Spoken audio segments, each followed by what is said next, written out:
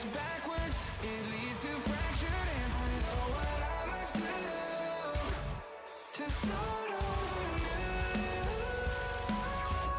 I'm pulling my roots, searching for proof why I'm paralyzed. Only just to recognize, oh, that the truth is I'm terrified of believing all my lies.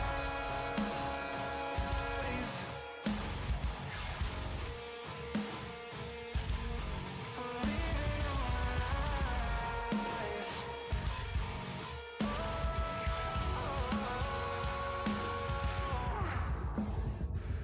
I'm calling my bluff, I've had enough. There's no one out there can save me. I once believed, but I've been deceived. One person I can't believe is me.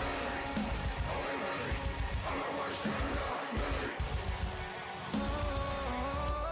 I'm pulling my roots, searching for proof why I'm paralyzed. Only just to recognize, oh, that the truth is I'm terrified. I always knew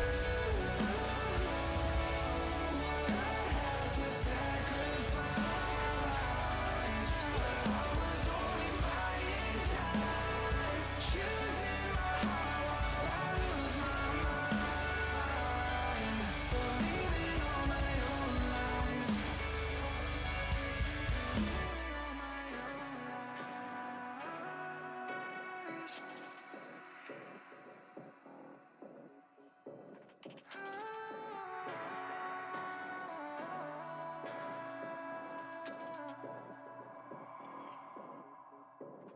Fighting with myself, running from my own life. Too proud to ask for help, believing all my own lies. I'm fighting with myself, running from my own light. Too proud to ask for help, believing all my own lies. I don't have the mic yet. Fucker. Hi. I know it's Wednesday. It's weird. It's Wednesday, my dudes. What is up? These are my new days off. Wednesdays and Thursdays will most likely be all streams going forward. Yeah. Also, we got some new music for the playlist. If you couldn't tell, this is Bloom by Eating Glass. What was the other one I added?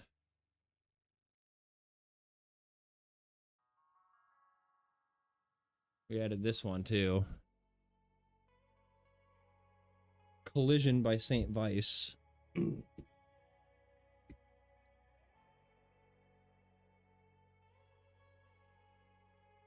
Me, the big music nerd I am, I have to add new music to this playlist every once in a while, or I'm gonna go crazy.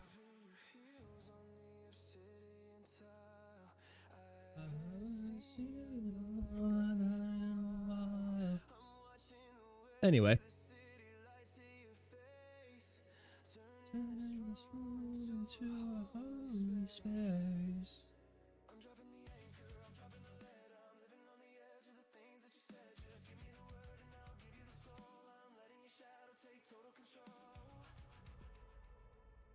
So lock your gaze and just lean in close. That chorus goes so hard. The only collision I'm letting in. I just figured out those lyrics are the only one that I let win at the very end there, right before it fades out. Talking at his feet.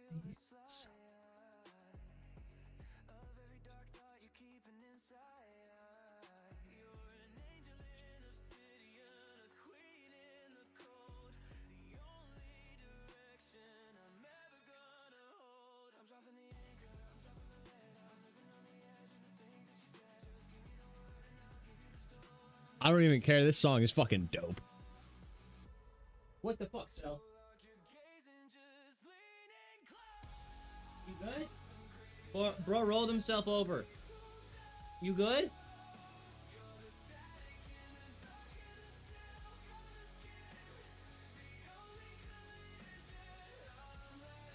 Oh, it's my hand. Okay, never mind. I'm like, what is wrong with your belly?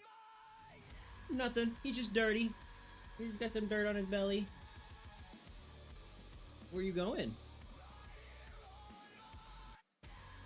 What are you doing, Sal?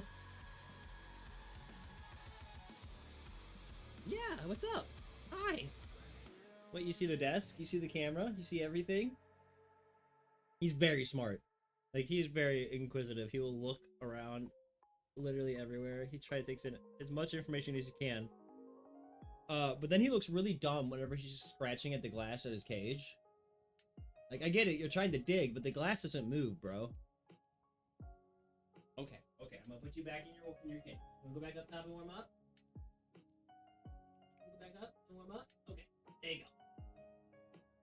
There you go, buddy. Big man, big baby. He's a big man, but he's a big baby. He always wants to be out when I can't really have him out all the time because of the cats. I mean, I could bring him out right now because I don't think the cats are in here. I'm streaming. I'm about to close the door probably. I just noticed you can put 132 or 140 characters in your stream title. Who is doing that? Oh, hi, Kovu. Speaking of cats. What are you doing? Come here. Hi. Come here. Oh. Chunky boy. Chunky man. What do you have to say? Nothing? Head empty? Head empty. He's got nothing up there. He's just gonna go look at the cages.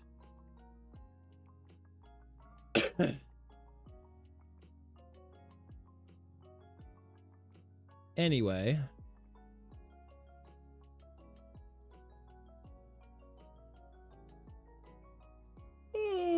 Oh, I gotta post the reel on Instagram. Hold on. Also, this is your notice now that if you have not watched the Pokopia video, go watch it now because another video comes out on Saturday and you're gonna miss your chance to stay up to date on all the videos that come out on Ignis Live over on YouTube. Videos every week on Saturday at noon CST and shorts every single day. I am posting the short right now. Or I'm posting the reel right now on Instagram. The shorts are scheduled and they go up automatically.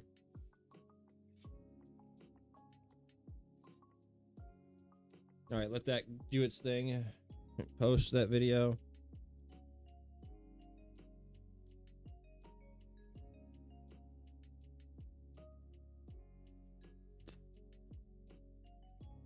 Also, I'm heated about the Pokopia video for one thing. So if I go over to my analytics, I'm not going to put them on screen. I don't need to show my analytics. But I go over to my shorts.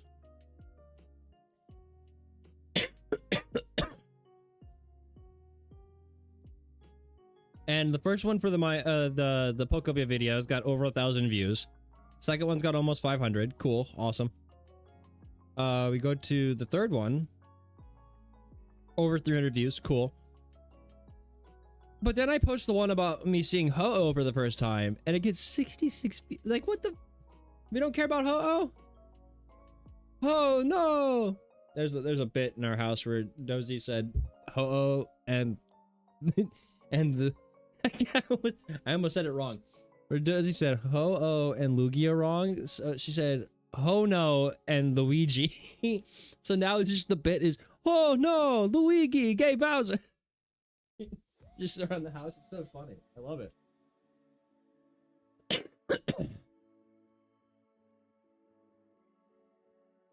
I just wish that that bit was included in the short because it might have done better. It might have been funnier. Thank you. heat's off. My hair's still dry. I'm just going to the shower before I started this. And made coffee. In my waifu cup that pisses James off for some reason. I can't stop thinking about the Hex, by the way. That game is so good. It's so good. I can't wait because I'm not gonna say anything here. You'll have to wait until the video essay eventually comes out after Panda Circus comes out, and I can actually make the essay. But there's secret games that Daniel Mullins made, and I found one of them through the help of Toph. So that's awesome. But there's more apparently. So there's secret games that are in the lore that are made by Daniel Mullins but not posted under Daniel Mullins, so it's hard to find them unless you know somebody in the know. So there's going to be an obscure game on the channel, or I might just record it. I'm not 100% sure yet. It depends on how long it is. But we'll probably stream it just for the sake of, you know, live reactions to it.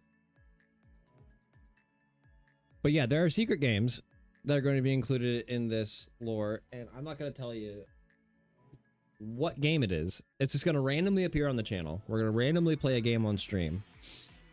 That's like, what's this? And then you're going to hear me freaking out whenever I find connections in there, because there's things you can do.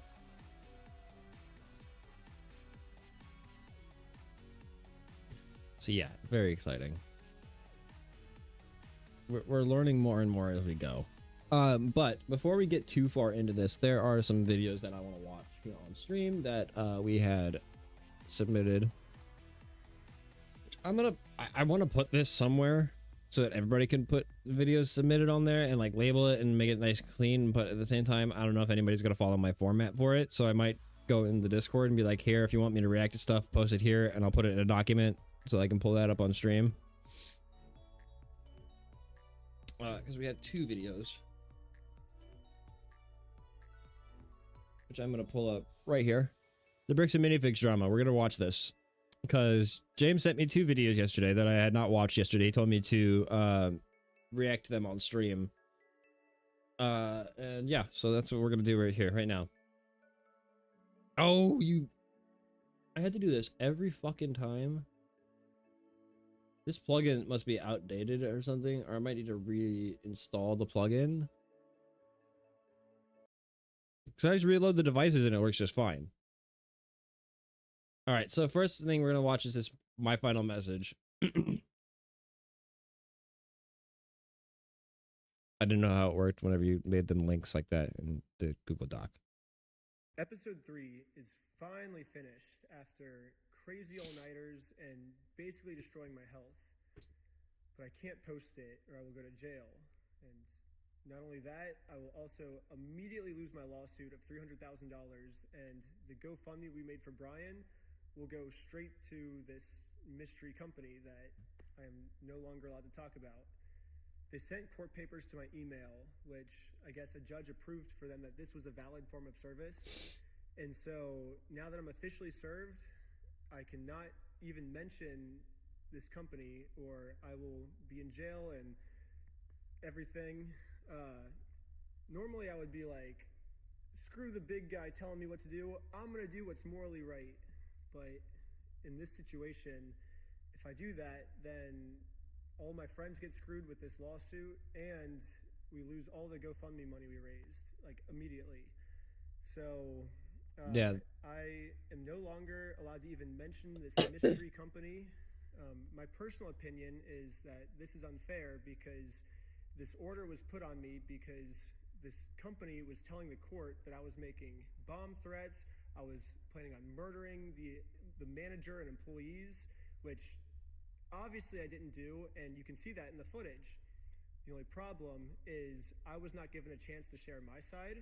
The court just heard their perspective, not mine. So because I wasn't able to share my side, I am now no longer allowed to talk about them. And That's insane. looks like this might be it. So A literal one-sided argument in a court case. Like, that's not how this works. Like, jury of your own peers, not Judge, he's threatening me. He's saying all these things that he's not fucking saying, and then you get a fucking court order. That's not how this works. You literally just fucking... I'm trying to think of the word for it. It's scammed? It's the first thing that came to mind. You're scamming this man out of a legitimate trial and out of a legitimate chance to plead his case because you went and whined to court.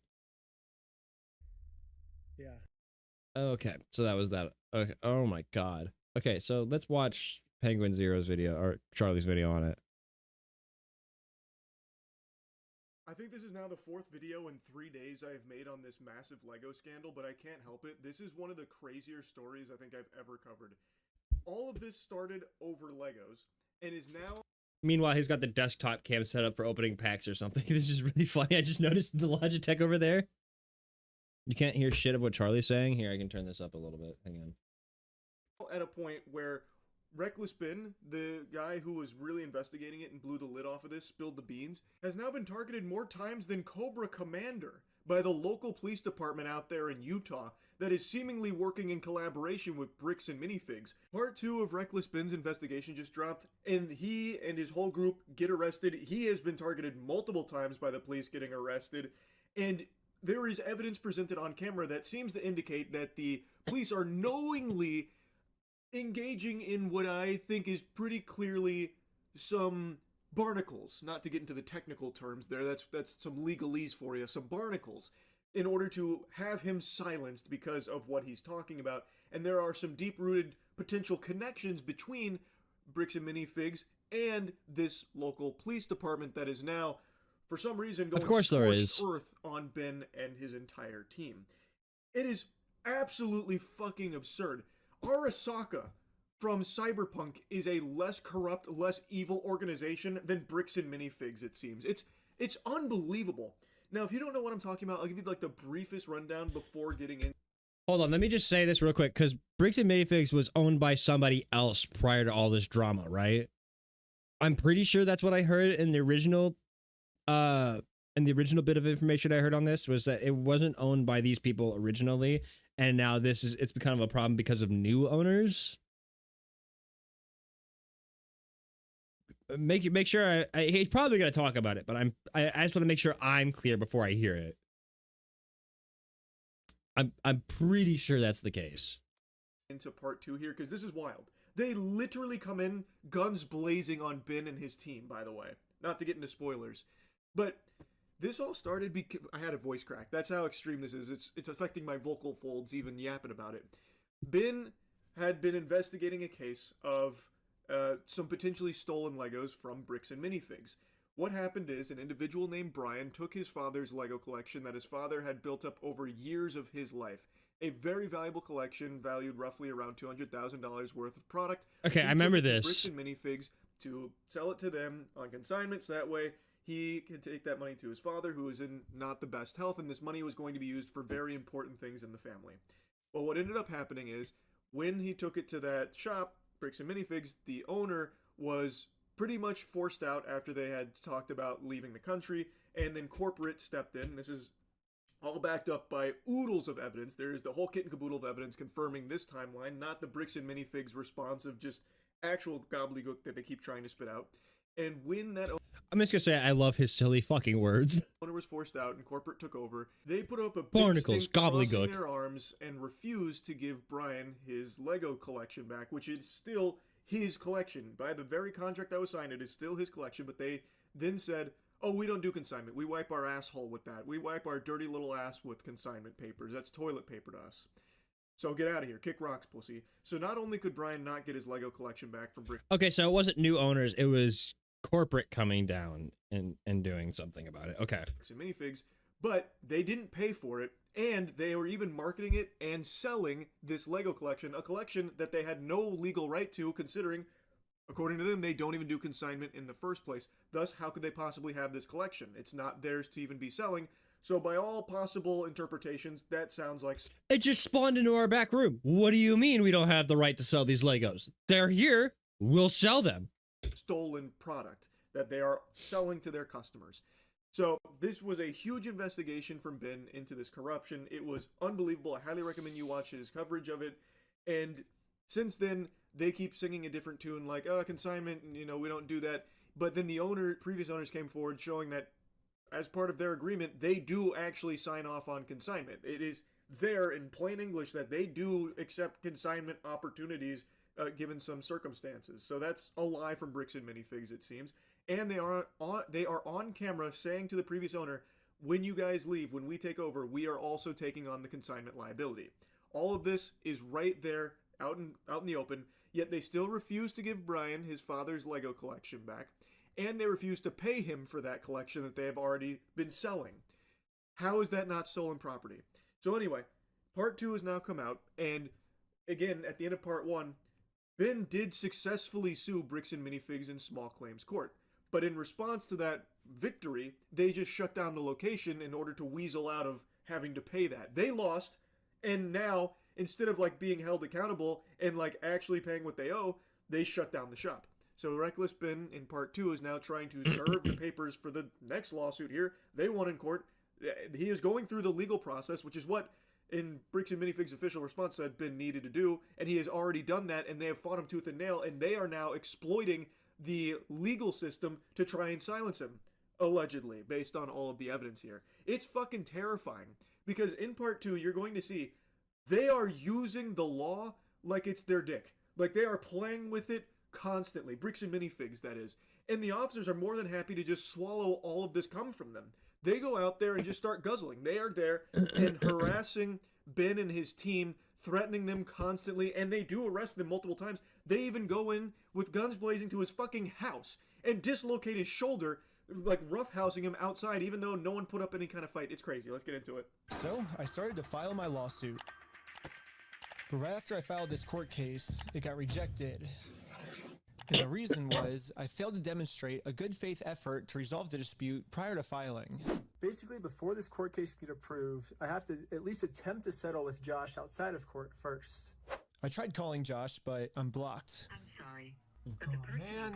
Basically, if Josh wants to save the day, I got him a trophy that says Joshua Johnson saved the day.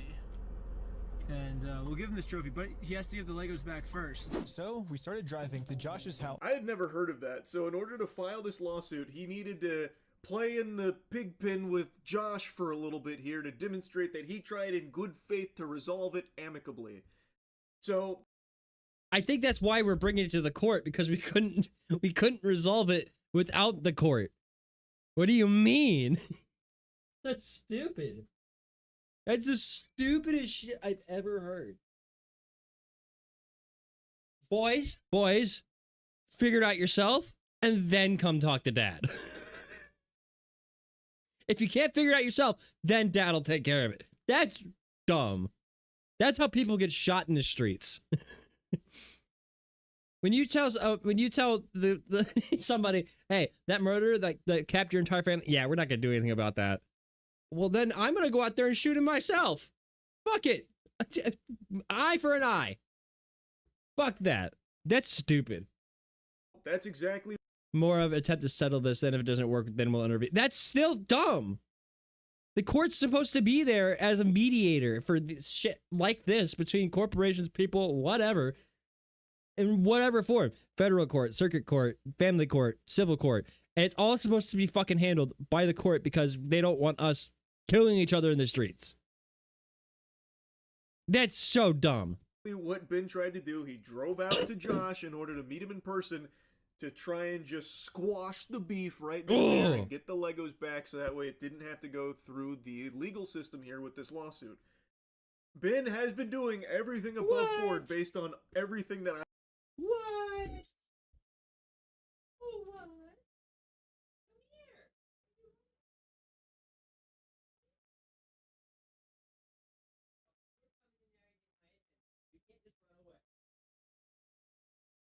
You were coming in here to get my attention.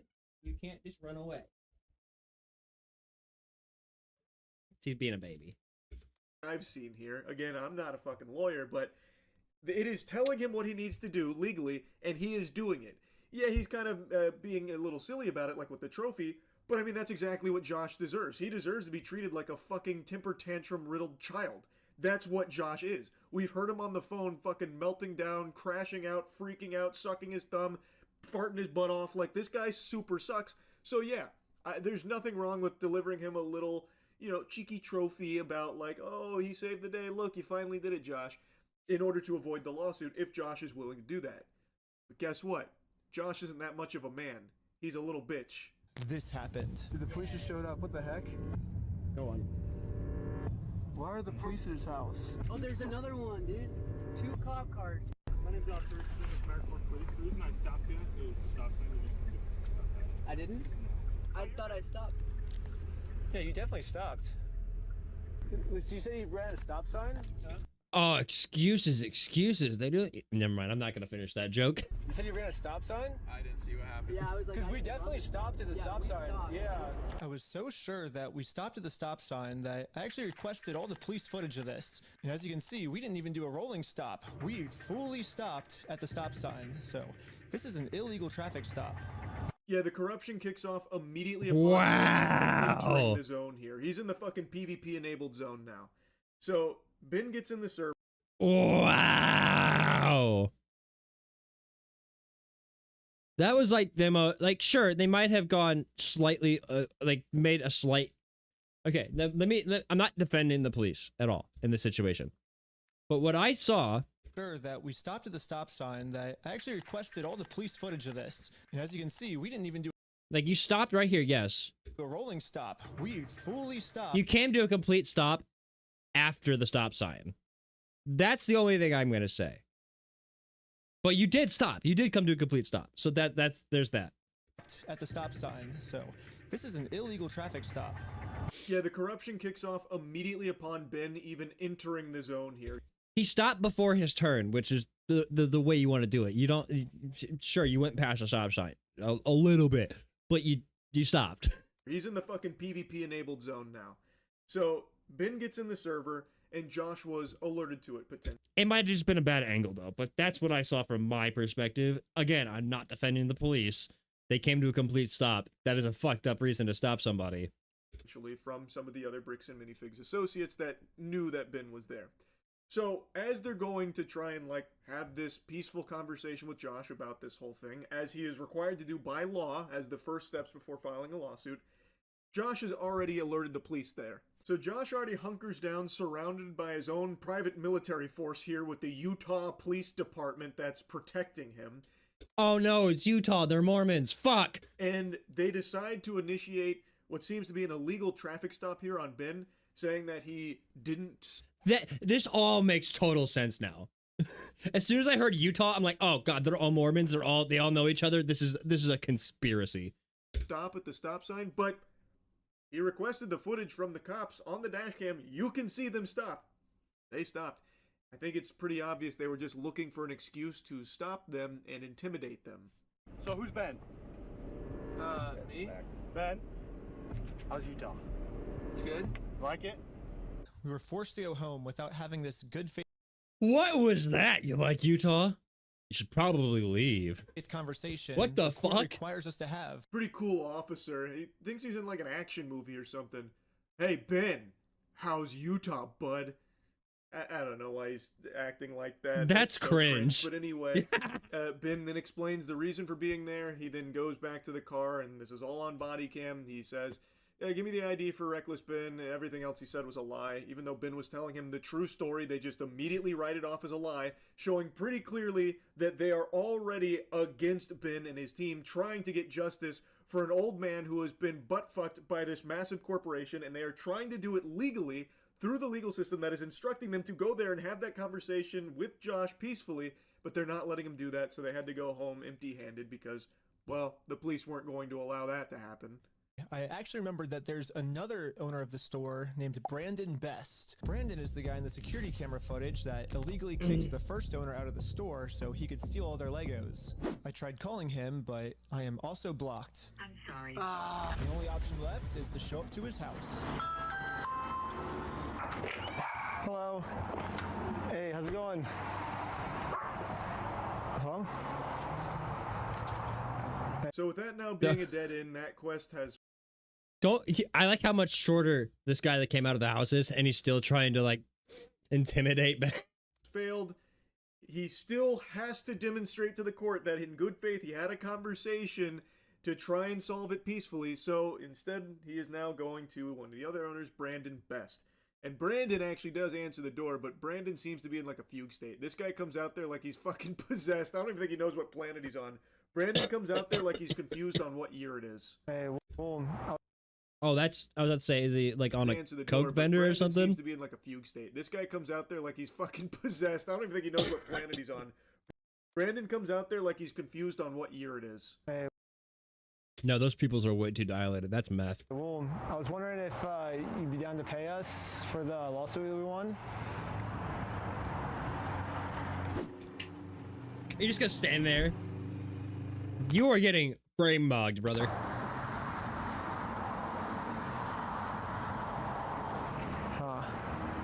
It seems like Brandon doesn't want to have this good faith conversation to resolve this problem outside of court, and I gave him plenty of time to speak.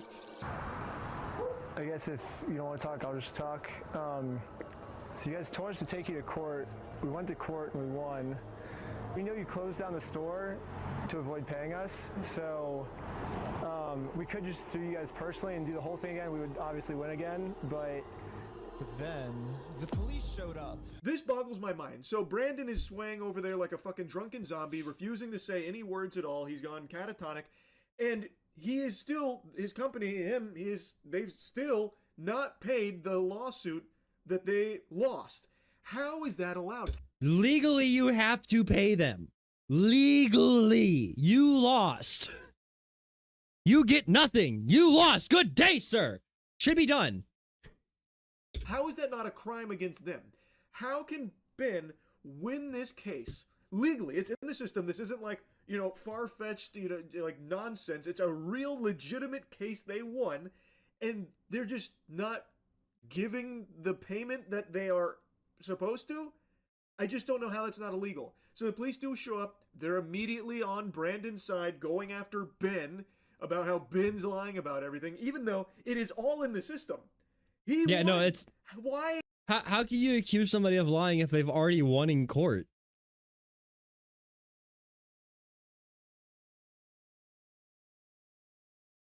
Like, was this a jury trial or was it just the judge? Regardless, the judge and or the jury sided with Ben. They don't just do that. They don't just be like, well, he's lying, but this big corporation sucks, so we're gonna side with the little guy. That's not how this works. The jury deliberate. If it was a jury trial, the jury deliberated on this and found that Ben was in the right and won the court case. And if it was a judge just presiding over the trial, the judge thought that Ben was in the right and won the lawsuit. Regardless, how are we claiming that there's lies? The only lies are on Bricks and Minifig's side. This is insane. How can they just say, like, nah, we don't feel like paying. In fact, we'll just shut down the store, so how's that taste? This is what we'll pay you with. I don't get it. It doesn't make any sense. How does shutting down the store prevent them from paying? Did they sue just that specific store? Because you still have to pay them. Shutting down the business that was sued does not mean that it can't pay out debts. How is that? In fact, that's like the last thing you do when you close down a business is you pay off the debts. The fuck? Not immediately a crime that they are just dodging this the responsibility to pay what they are supposed to. They lost. What the fuck kind of sense does this make? How is that allowed? What kind of fucking legal system do they have over there in Utah? And again, for some reason, they The Mormon legal system, that's what it is. are really trying to protect these criminals. He didn't steal anything. He inherited the store from somebody no, else. he stole $200,000 How with do you it. know this? Because I've been spending the last 3 months in the case, and I won in court. He inherited the store. He's being blamed for everything that the previous owner did, and he's trying Well, to that's a lie. So we. Okay, hold on. I'm still Okay, talking. I'm sorry. The police officers are like brainwashed by Bricks and Minifigs. Are they just all in like Bricks and Minifigs pockets or something? This makes They all go to the same church. no sense. why is she now regurgitating their lies? She doesn't even know what the fuck is going on, so why is she saying it as if she's coming at it from a place of, like, knowledge on the case? She has no clue. So why is she taking him at his word instead of Ben, who literally has a court victory confirming his side of things? Bricks and Minifigs has nothing. They have nothing. They have their lies. They have their incorrect accounts of things.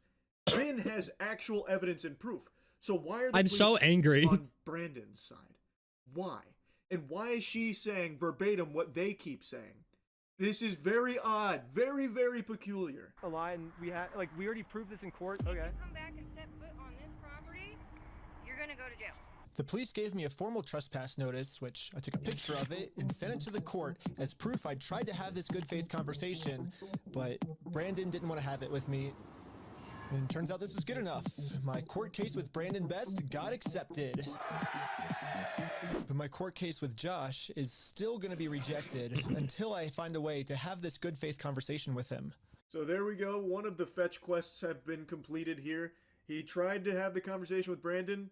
He got trespassed for it, submitted it, they accepted it, but he now still has to try and find a way to do it with Josh. After some See, at least I feel like the courts are kind of on his side because they're like, okay, yeah, go try to settle this. Okay, you couldn't settle it. All right, we'll take it on. That still feels a little sketchy, but at least, yeah, it's if the courts were instantly dropping cases and they're like, nope, nope, nope, nope, but we'll see. James says foreshadowing, so maybe that'll happen later. more research, we found out that both Josh and Brandon are super hardcore Mormon. I called it! I called it! I called it! I called it! I called it. They all go to the same church. They're all Mormons. They're all in this together. This is a fucking conspiracy. I fucking knew it. I scared the baby. I'm sorry. I fucking knew it.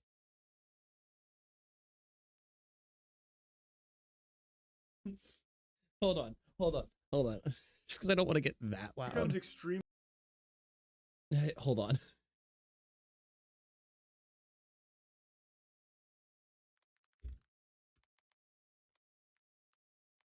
I fucking knew it. Where is it? Where is it? Where is it? Where is it? No, we're gonna go to that. There is it. I know there's a clip. Hang on. I'm gonna find this real quick.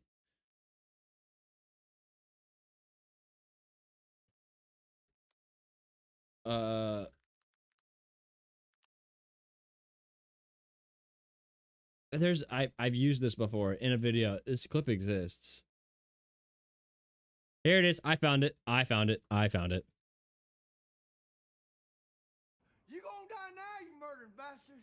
Major Warren, please let me send this ugly son of a bitch to hell. You killed OB? He is worth 10 of you. Warren, can I kill him? Say adios to your weevils.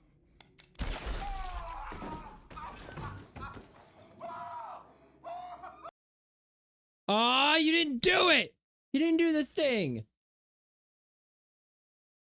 You piece of shit. Let me just Google it.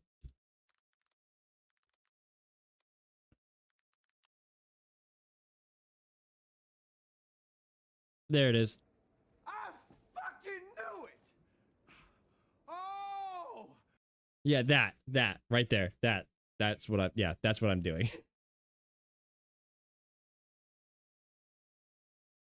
All right, fine. I'll change it for now because we're taking forever to react to this. I thought we'd go a lot faster.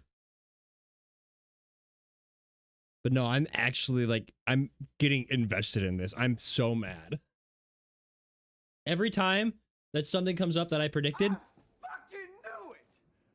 I'm gonna have that on standby.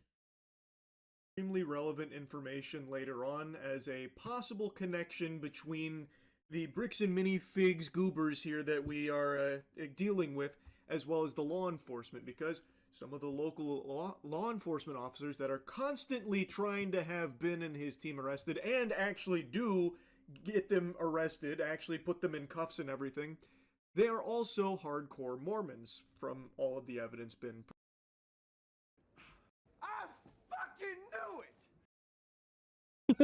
presents.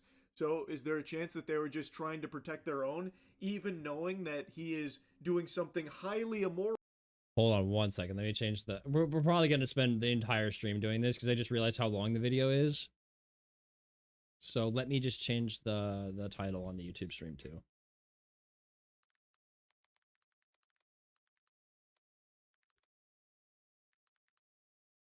Okay. Sorry. I just wanted to get that out of the way. Okay, let's get back to it. And possibly very much allegedly, potentially criminal, illegal. Anyway, as Ben is leaving, he and his team are pulled over again by the officers who are now initiating another traffic stop. And it became pretty clear what the tactic Just putting that back to the beginning. Josh and Brandon was. Since Ben had told Brandon that he is now suing them personally, he's going to go after them personally, it seems like they are desperately trying to find any excuse to have them thrown in the slammer to avoid that. So now we are going to get really familiar with the police department because they've got them on the leash. Bricks and Minifigs, the puppet master out there, it seems, because they are using the police department willy-nilly out the wazoo, constantly sending them like dogs after Ben and his team. Even though Ben and his team are doing I'm so mad. legally by the book, as they are supposed to do, as Bricks and Minifigs said they needed to do, by the way. Now they're doing it legally and being fucking stalked, basically, by the police department, wielded by Brandon. Like the Bricks and Minifigs thinks, oh, you guys need to go to court again. They would just stop. Did you guys really think that this would just stop because you intimidated them further? No, it's not going to stop. You guys fucking stole $200,000 from an old man who is dying. I'm pretty sure that's what was said. That he's like not in good health and he is not long for this world. That is vile. That is vile. That's disgusting. Like, I'm going to make this personal for a second. My grandfather is pushing 90 years old and he's got dementia. He doesn't fucking remember me half the time. I walk into his room at my mother's house and he doesn't know who I am. And he used to be a photographer back in the day. Like he did weddings, nature, all that shit. If I were to try to sell his cameras for whatever, to pay for whatever treatment or whatever things he needs, and somebody fucking scammed me out of money for my dementia, my grandfather with dementia, it would not be a court case. I'd be in jail. I'm just gonna put that flat on the fucking ground. I'd be in jail if I were in this same fucking situation. Because there's only so much a person can do without losing their fucking mind. I respect Ben so much for putting in this much effort to say fuck you to these people. And he's not even involved. It's not his fucking grandfather. It's not his fucking family. It's just somebody he's standing up for. Oh my god, I'm actually fucking shaking with rage, like just mentioning. Ooh. Give me 2 seconds. I'm very angry. I'm physically angry right now. Like I can feel my blood boiling. I have goosebumps out of anger for some reason. My hair's standing up on edge. I've never had that happen except when I'm anxious or excited or whatever. This is anger. This is pure unadulterated me just being fucking angry. This is ridiculous. And Josh. So, yeah, we ended up just driving home, but on our way back, this happened. What? Pulled over again? For what? How's it going? How's it going? I'm Officer Hawkins, American Fork Police Department. How you doing? Good, how are you? Good. Well, what's your name? Are you Ben? Not even acknowledging the ID and insurance information. Like, hey, we're here for you in the back seat. The police apparently got a call that we had heroin on us. This officer is going to conduct a search of your person because there are illegal substances in the vehicle. Really? So he's going to do that. I'm going to put this away, and then we'll be right. Don't reach in your pockets for me, okay? Sounds good. Thank you. After 2 hours of searching the car, obviously they found no drugs. So, he didn't find anything. I explained to the police. This is when the cops. This is when the cops walk to back of one of their squad cars and go, "So who's confiscated drugs tonight? Hand them over," and then they plant that shit. That we didn't have drugs, and the reality of the situation is that Bricks and Minifigs is so desperate at this point that they're willing to do anything to get us arrested so they don't have to pay for the property they stole. Yeah, that's pretty low. These fucking scumbags are now resorting to falsifying these reports to officers. They are maliciously... And that's a crime too. Misuse of the 911 system is a fucking crime. Relaying fraudulent information to the officers to try and have Ben and his team arrested. So now, Brandon/Josh here is saying that they had heroin in their car, so the police pulled them over and searched for drugs, and of course they didn't find anything. And interestingly enough, this appears to be part of a pattern from Josh Johnson. This seems to be one of his go-to... The craziest new development, someone reached out and told us, and this is just an allegation which we can't verify, that Josh Johnson and the other guy who bought the store after it was taken from us have been going around telling people that we are selling heroin. This would fit the pattern when you watch the Reckless Benz videos and they say they falsely accused of possessing heroin, and considering that the way this is treated by the police, it's pretty scary. Yeah, no, that's horrifying. Tactics. Don't ever go to fucking Utah if you're not a Mormon. According to one of the previous owners of the Bricks and Minifigs, where all this started, the Patient Zero, they're going to hang you. Out, when corporate swooped in and, you know, excommunicated them from the Continental, Josh Johnson had apparently been spreading rumors telling people that they, the previous owners, were selling heroin. So Josh really seems to like that lie about, oh, a person I don't like and I want to have arrested? Oh yeah, they have heroin. Oh yeah, they're selling heroin. Apparently this seems to be something he does pretty often. Why is that not a crime? I mean, it is a crime, but why is he not being arrested for it? They've now gone through the search. They found nothing. We now know that he was wrong, and we now see that, I'm so mad. According to one other source here, he has done this at least twice on purpose. That's a crime. Can we get him, you know, maybe held accountable for that shit? It's kind of ridiculous. They were still not going to let us go until we told them where the drugs were. Your eyes, for example, right? There's a constriction, which is dilated, and then... It's called anxiety. It's called you're nervous, you're scared, you're shit. So I haven't been looking at this. I'll show him. Look, go ahead, look at him. Oh, look at you? Yep. You do see it? So... It's crazy. I have no idea, because I've never done any drugs in my life. I don't do drugs, I don't do alcohol. I've never done any of that in my life. I'm willing to do any drug tests. Yeah. Like, I'm very cooperative. I don't understand, what you're seeing in my eyes. I'm gonna have a discussion with this officer. Oh, they're really scraping the bottom of the barrel here. They're really trying to... You look like you're high. It's your eyes. Your eyes, you have heroin eyes. I can see the heroin in your eyes. I can tell you, for somebody who's been put in the back of a police car, I haven't done anything wrong. I just had a warrant for a traffic ticket. I forgot to pay it. But dude, when you get arrested or are being interrogated by the police, dude, you're fucking nervous. You could say anything wrong. Your fucking eyes are watering from just anxiety, nervousness. You could look like you're on fucking drugs. You could look like you're fucking hammered when you're sober as a fucking stone.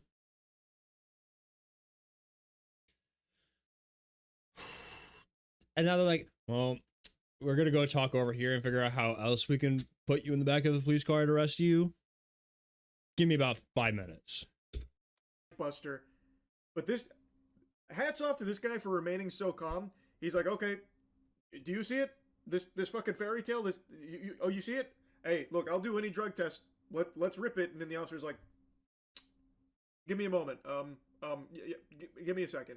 And then the police department illegally redacted this conversation too. My guess is that they acknowledged that it's very obvious we don't have drugs on us, but they were going to try and pressure us into giving some type of false confession anyways. I'm not sure if you're lying to me or not. So we honest. I'm willing to take any drug test you want. Walking a very dangerous line, which can get you hemmed up a lot. Yeah. And you could end up in jail in Utah when you're from Cali. Okay. Not worth it, right? Yeah. We play differently here. Does that make sense? Yeah, we play by the Mormon rules, and Mormons are stick together. Yeah. I'm willing to cooperate with you guys and do it. I hate that I'm making it like that. I want to clarify it. Like, I don't hate people. I hate everyone, to be fair. I hate everyone. I don't hate a specific group. It's just, Mormons are a sketchy fucking bunch. They're really fucking weird. Hey, James, you can have that one. Get that. But oh my God. Like, again, I'm not trying to be like bigoted or nothing. The Mormons are a fucking sketchy bunch, and everybody fucking acknowledges it. And everybody who gets out of the religion is like, yeah, no, they're fucking weird. And this is just icing on the fucking cake. Like, again. I fucking knew it! Yeah. Anything you want me to, because I'm not hiding anything. I can promise you that. I promise. We weren't giving the police a false All right, confession. I'll like get they it then. wanted, so Oh, you got it. Eventually, I guess they just got tired and let us go. Oh my God, I love that from the officer. You're walking a real dangerous line here, mister. What, the dangerous line being cooperative? What dangerous line is he walking? He's telling you he will do whatever drug test you want, and you're like, oh, you better be very, very careful saying shit like that. I'm about to take you the fuck down. And then they're even saying we play differently over here. No, it seems like you play stupid. It seems like you play unethical ball, is what it seems like. Unethical because ball. You are being wielded like Josh's personal fleshlight. This is a unethical ball, like James being a ball hog and oddball all the time. I'm pretty sure you've gone undefeated in oddball in all three of the fucking boogaloos we've done so far. I can't remember reach off the top of my head, but it's from the last two. No, you don't. You keep running. Stop. Fight back. Give us a chance to get the ball instead of continuously running, you asshole. I can't, like I said, I can't remember reach, but I'm pretty sure he's gone completely undefeated. So that's 6 and 6. 6 for 6. Complete bogus stop here based on false information. Clearly, you know there's no drugs there. There's no probable cause to take it further. Both of these men don't seem to be intoxicated or on any substances at all. It's plain as day. They're being cooperative, and they're still trying to find any excuse to lock them up. Under the directions of Josh, most likely. That's what it seems to be. So yeah, I guess they do play by some different rules over there. Some very corrupt rules, seemingly. This is just totally fucking unacceptable. Every officer you see in this video doing shit like this, I think absolutely needs to be fired. And beyond that, needs to be investigated and potentially thrown in jail themselves. Exactly. Having corrupt officers like this is extremely dangerous to public safety. And there is overwhelming evidence. Can we petition to bring non-Mormon police officers into Utah? What can we do about this? To showcase, at the very least, complete incompetence to the point where that is also dangerous to public safety. It's fucking outrageous. We'll let you guys go now, but you're walking a thin line. Just be mindful of that. Does that make sense? Okay. At this point, I've No, documented that everything doesn't I've make been through sense. To the court that I've tried to have this good faith conversation with Josh. He just doesn't want to have it with me. And because of everything I went through, my court case finally got approved.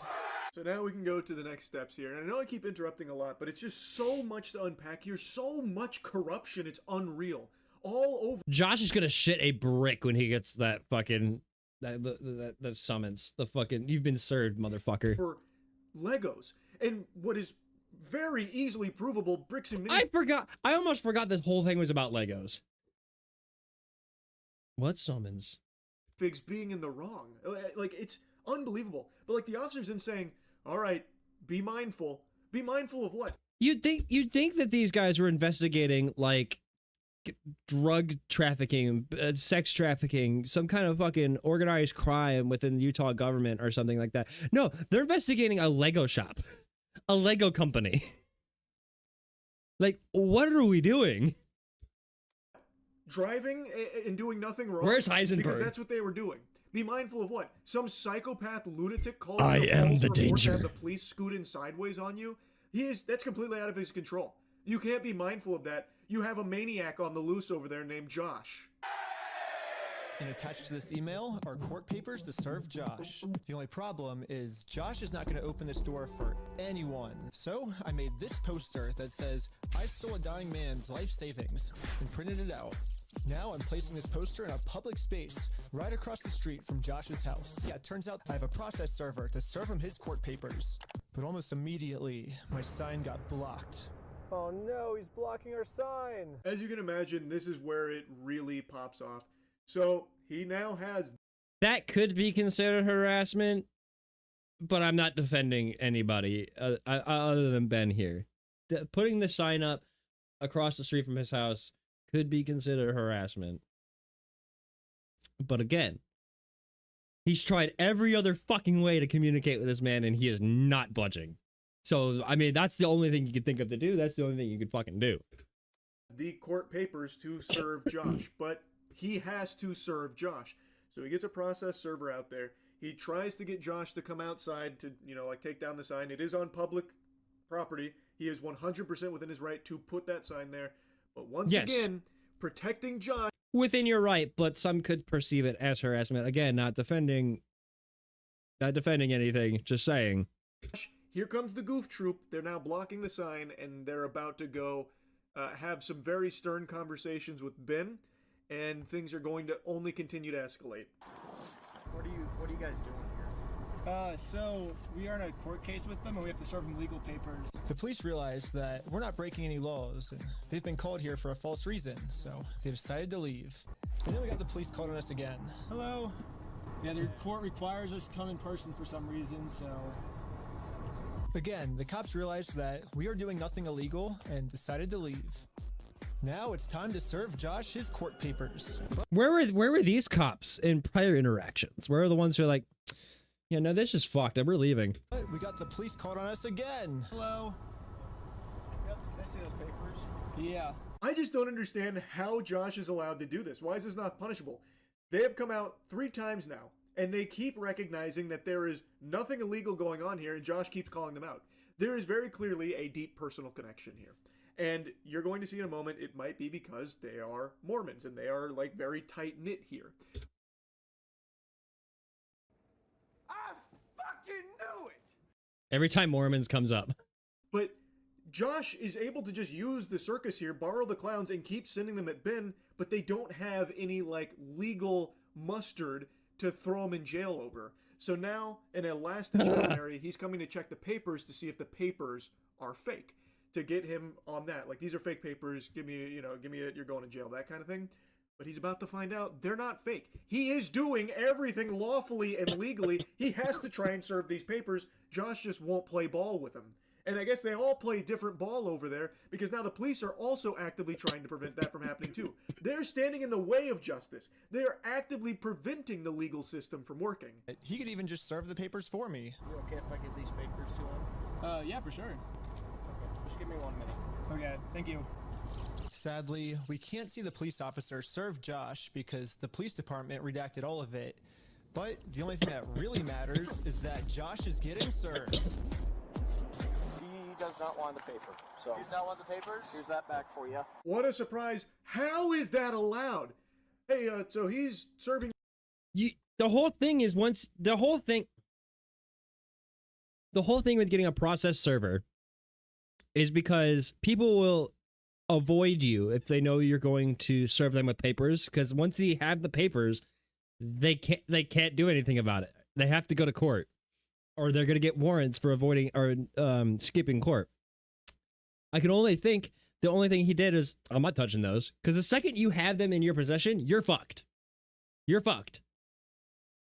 But if he never touches the papers, then he could tell the cops to get the fuck off his property. He's not doing anything illegal technically in this situation right this moment in time. Sure, overarching, he has committed something. He has been taken to court and he has lost. But in that moment, the cops have no reason to just stand there and be like, take the papers. No, take the papers. No, take the papers. No, if he doesn't take the fucking papers, then there's nothing that the cops can do about it. It's just so funny. This is just so ridiculous. You these papers, part of the legal process, an integral part of the legal process. Oh, you don't want them. Oh my God, I'm so sorry to bother you, Josh. Do you want you want me to fondle your balls, by the way, real quick? Okay, all right, let me do that real quick. Okay, I'm gonna go take these back over there to Ben now, all right? I'm sorry, I didn't mean to bother you. Yeah, no, I understand you don't want them. I'm sorry. I'll just go ahead and continue to impede the legal system. Thank you so much, Josh. I love you, brother. Group hug in the shower tonight? Thoughts? All right, sorry. I'll go ahead and scram. Group hug in the shower tonight. Bring these back over there. 18 naked cowboys in the showers of Ram Ranch. To ensure that they don't get served to you as is lawfully required by the legal system. Have a good day, Josh. Papers. Not sure what this is. I've never seen something like that. It doesn't look good when you've been trespassed. Yeah. Trying to serve papers. Well, I think it looks exactly how we're supposed to do it legally. This is the legal way to do it. I always thought that the police were supposed to remain unbiased, and if they were going to take a side, they definitely shouldn't take the side of the criminal. But I guess I was wrong. We got the police called on us again. 4 times. Oh, sure. The paper? The serving paper? Yeah. Trying to speak with someone to verify if a case is, just verify if a case is real. Yeah, looks like a real small claims case in our court. Okay, thank you for your help.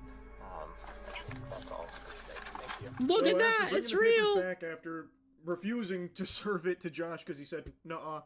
The officer then gets like really accusatory with him, saying, it's bogus paper. This is stupid paper. You got dumb paper. Watch out, bud. And then they leave. Then the cops get called on him again. This time he directly takes the papers because he's going to try and find out if they're real or not definitively. He definitively gets a hard, yes, those are real. It is legitimate. And you would think at that point it'd be smooth sailing. Like, okay, this is all real. Everything Ben's saying seems to be truthful.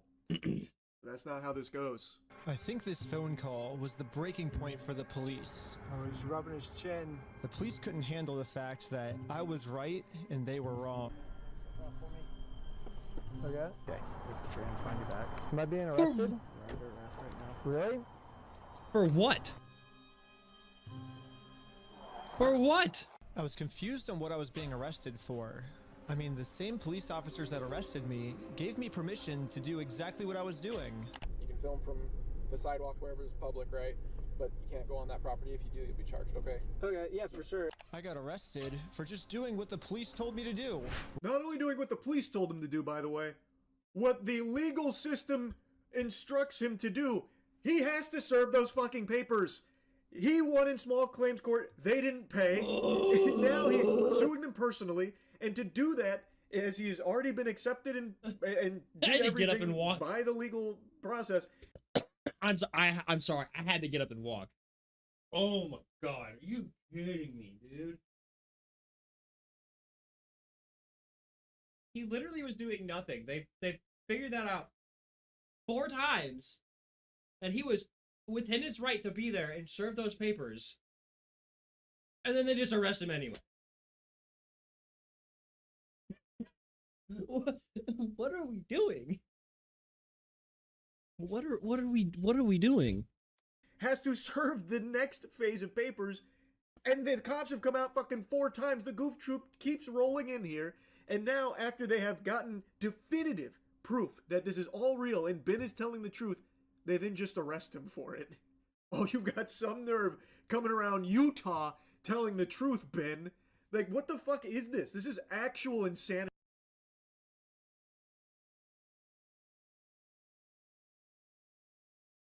What happened to the audio?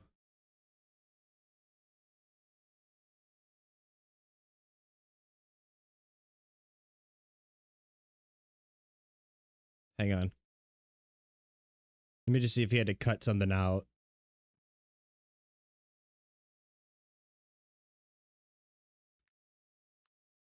All the officers... What? Whoa, why did it all just go...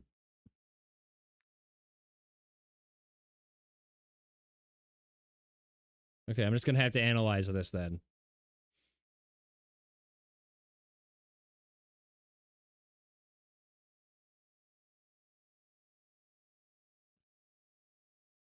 Oh, they went to the same school.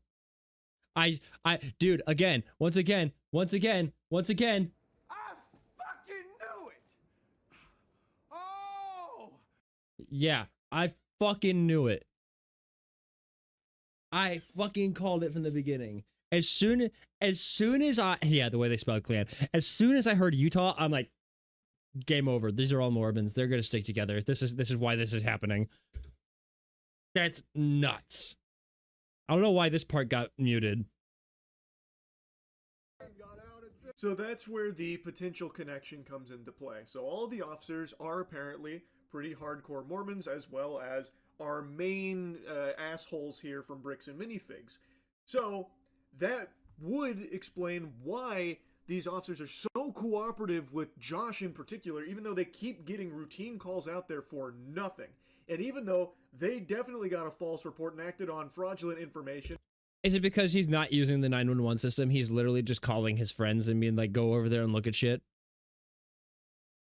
Because if that's the case, then yeah, there's no proof that he's misusing 911 system other than the cops being there. Which is still proof that he's misusing the 911 system. And still keep doing it for Josh, it seems. So I think that's probably correct. I think Brian's right. I think it is because they are all part of this Mormon community that is just looking to protect each other. So instead of holding someone accountable like Josh, who is engaging very clearly in some extreme... I'm just going to say it. This is why I'm not involved in any organized religion. I am pagan. I am fucking Greek pagan. The gods smile upon me and not thee. Fucking wild. I don't care. You single me out as a fucking pagan. I do not care. Hades will keep me safe in the underworld after I am long gone. I don't care. Extremely immoral shit and potentially criminal shit. Potentially he's doing a lot of heavy lifting there. I think there is overwhelming evidence to suggest there is definitely something very fishy afoot at the very least, and still refusing to give back those Legos to Brian, which, again, by his own company's admission, they shouldn't even have in the first place if they don't do consignment, thus they have no legal... Greek paganism is also Hellenism, by the way. Hellenism, yeah. But just say I give a word to it. Right to that inventory, and they are selling what is by textbook definition stolen property. All of this is something not even being considered by the law enforcement, despite Brian proving in court, winning his case, that he is the one being truthful, that his account of things is accurate, that the evidence is on Brian's side, not Bricks and Minifig's side. No matter what, though, it doesn't matter to the police department here, it seems, because they... Bottom line of this entire story is don't be a part of an organized religion because it's a cult. They'd rather just protect Josh because they're Mormons. That's me generalizing, by the way. I'm not calling out anybody specific except Mormons. That appears to be what's going on. That's the only possible explanation for why they're going so hard against Ben. And this isn't even the hardest they go. He gets arrested here, and he does get out on bail. He gets arrested off absolute nothingness, just complete fucking barnacles. And they still aren't done with him. They still aren't finished with him. They are actually trying to just ruin his life and throw him in jail forever for the crime of reporting the truth and trying to get justice. He is going through all of the proper legal channels, doing it the right way, and even following all of the orders from the police and still getting this unfair treatment. So yeah, it probably is because they are in this tight-knit community here, and they just want to keep protecting each other instead of holding them accountable, like Josh or Brandon or something. That's absurd. And it's fucking gross. So they are putting that above their duty of protecting the public and enforcing the law and getting the bad guys in jail. Instead, they're getting the good guys thrown in jail here. Out of jail now? And this is when it really hit me that the justice system has decided to protect these criminals. So now there's really only one way I can think of to get this family the money back that got stolen from them, which is a GoFundMe. Time to promote it, to start getting donations. We printed out the GoFundMe's picture to hang it up so we could get a nice Instagram video to post to social media. But before the group could even hang the picture up, the police came. What you guys up to? Bro, the fucking police department must be headquartered in Josh's house or something. Like, holy shit. He must have like an underground facility of just these clone troopers from the Utah Police Department. They are just spawn camping. They literally live in fucking Josh's house, I guess, just for the sole purpose of trying to arrest Ben and his team. It's like they have constant surveillance on him and they're just rolling up whenever he starts doing something. That's got to be that has to be what's going on right now. Like, there's no way that they're that dialed in unless they're constantly watching these guys. For trying to get justice. We're starting to GoFundMe. Yeah. What we're doing is we're going to get a bunch of publicity to get basically all this money back for this family. Into some defamation stuff. Again, the police were thinking of any technicality they could think of to protect their Mormon friends. Look at your stalking code. See if it's that. If it's not, we're going to look at disorderly. If it's not disorderly, then we're going to look at the city ordinance. But after going through every law they could think of, That's wow. Okay, hang on. Let me. it turns out that hanging this sign on a fence and then taking a picture of it for Instagram is not illegal. In fact, what the group is doing is actually protected under the First Amendment, freedom of speech. So one of the police officers let the group know that they were okay to keep doing this. Right now, I don't think you guys are breaking the law. But this other police officer wasn't able to accept this reality. We're going to take it down. I love that. One officer's like, all right, so you guys aren't breaking the law, and the other guy's like, dag nabbit, and takes it down and throws it That's in the absurd. cruiser. That's so you. That's. Oh my god! I'm glad I let that finish. That's so fucking ridiculous. You. The cops are literally telling you, yes, this is legal under your First Amendment right. But I'm gonna fuck it. But this other one's like, I'm gonna take it down anyway. Fuck these guys. Fuck the First Amendment. The fact that I could sit here and talk shit on Mormons this entire fucking reaction is free speech, by the way. So stay the fuck out of my mailbox with your fucking summonses. You can see them literally salivating and trying to really grasp at straws for any possible way of perverting the law to suit their puppet master. I'm gonna lose my shit. By the end of this week, I have a fucking court summons from a Mormon. Master's instructions, allegedly, to have them arrested. So they are doing everything they can to find some way, some excuse to arrest them, even though what they're doing isn't illegal. And the officers even said that on his body cam, by the way. I can actually hear what they're saying here. He sees it or give that?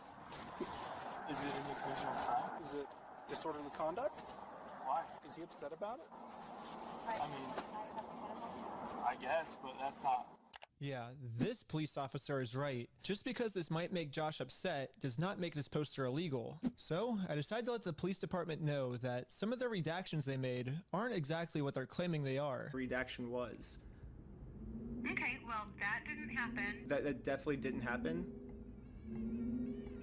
No, I don't do that, Ben. I follow the Utah State Code, like I just said. Right here, the police are actually admitting to themselves that none of this is illegal, but they're still going to try to arrest us anyways. It seems like the only reason they're getting rid of this audio is to protect the police officers from getting fired. I don't know what the police officers are saying in this next clip, but I'm pretty sure they're scheming up a way to get the group arrested, because this is what happens next. And Lieutenant Adamson can correct me if I'm wrong, but we're going to seize your phone right now. I love how he's just sitting there silent and it's on, nah, fuck it. We're putting him in cuffs. Fuck it. You can literally see the gears turning in this man's head. Like you could literally see how pissed off he is. He's stewing. Because this is what happens next. And Lieutenant Adamson can All right, correct me if fucking I'm give me wrong, your but we're gonna phone. Seize your phone right now. Don't. Do not do that. You understand me? Right now you're attempting to destroy evidence. Okay? Put your hands behind your back. So Ben was able to sync up some of the redactions here and actually find some of what they were saying, and it does appear that they are saying, like, yeah, not really a crime, but then they still do find a way to weasel out some kind of excuse for an arrest, and that's exactly what they do. So, and he also reports it, by the way, and the lady says, When they illegally confiscate. So what happened was they legally tried to confiscate his phone. He tried to take it back, and then they're like, oh, well, that's resisting. So that's a charge. You're going into cuffs. that didn't happen. Nope, we don't do that, Ben. I don't do that. Didn't happen. Even though you can watch and hear it, but whatever, I guess. So yeah, now they start arresting him.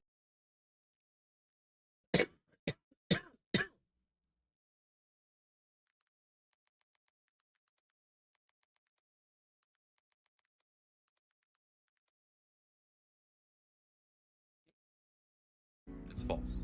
No way. Not this time. We created it. Not this time. No, not this time. It's totally made up. Pure fiction. It's fiction. It's fiction. We made it up. We made this one up. It's a made-up tale. It's a total fabrication. It never happened. It never happened. This one was invented by a writer. Not this time. It never happened. I'm just gonna keep this right here, too, just in case. We're gonna have a couple of videos ready to go. I fucking knew it, and telling Jonathan Frakes telling you you're wrong. I fucking knew it! Okay. And as he's giving him his phone, he goes to lock it. And Officer Goofball here, in his tactical glasses, hits him with a, "Don't do that." I thought he was about to draw his weapon on him. All because the guy had the gall to try and lock his phone. Which is like a normal habit, by the way. Anytime I see my phone's unlocked, I lock it too. Every human being on the planet does. So, just going to lock his phone, super normal. That's not destroying evidence. Also,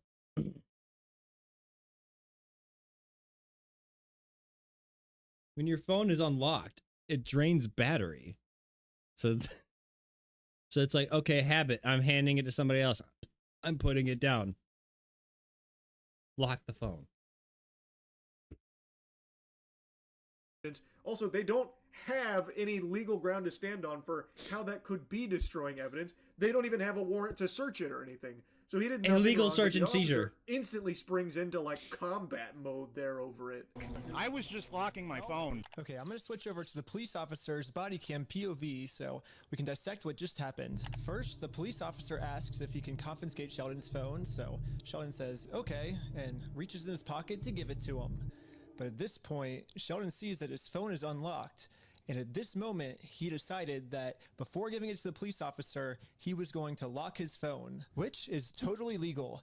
There's no search warrant, so Sheldon is legally allowed to lock his phone. But as the police officer saw Sheldon's thumb moving towards that lock button, he snatched it out of his hands. And now the police officer's claiming that because he tried to lock his phone, he's destroying evidence. Silence. Yeah, I was given. Locking your phone is not like exiting out of a game without saving.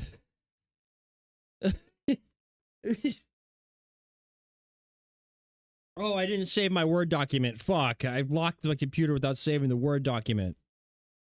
That's not what this is. Stop talking. I was giving it to you. Okay. Let him have the phone. I wasn't trying to delete anything. In fact, it is actually impossible to delete something from an iPhone from a lock screen by hitting the power button. So in no context could I have been trying to erase something by hitting one button on my phone. Now I'm sure you have a phone as well. When you hit the power button, that doesn't delete anything, does it? I would imagine it wouldn't, yeah. Yeah, so that's all I did. Another arrest in the books for these fucking corrupt weenies over there. This is outrageous.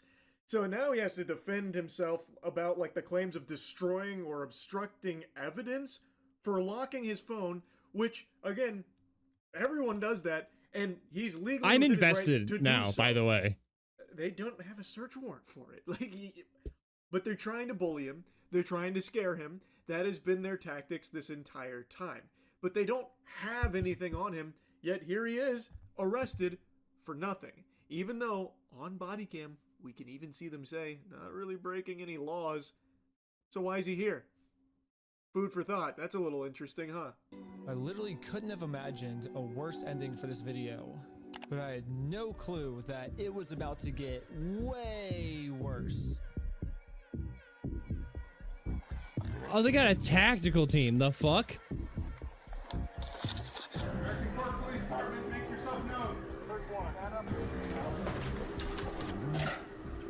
What is this about? Okay, at least I'm not seeing fingers on triggers. We are doing proper gun safety. We're not going in there to kill people. No. Don't move like that. You understand me? Don't move like that. Okay?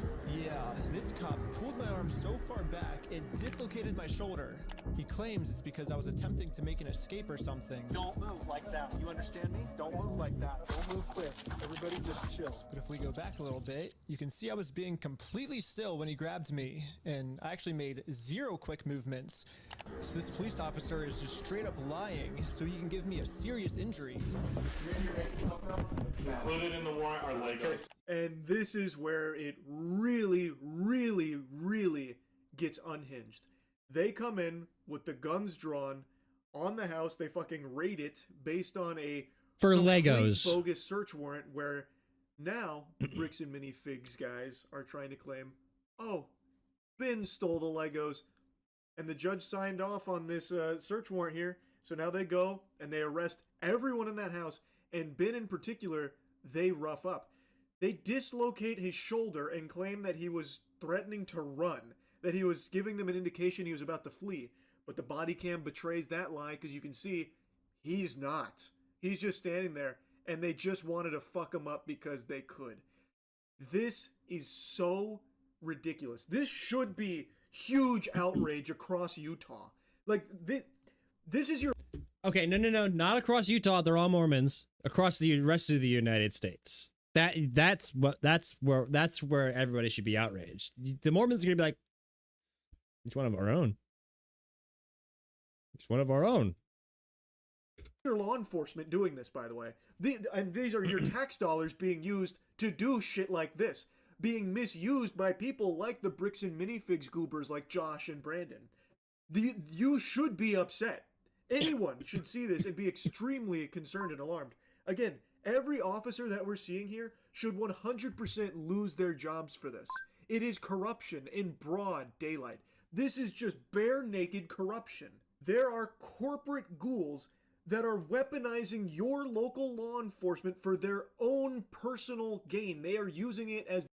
I'm sorry. I got so confused. I looked over at Discord and I saw Ainz, League of Legends, Dead Rising 2, Minecraft. I'm like, are you playing those all at the same time? No, okay, it's from different days. Like, bro is playing 3 different games at once. Their own tool to turn it against you.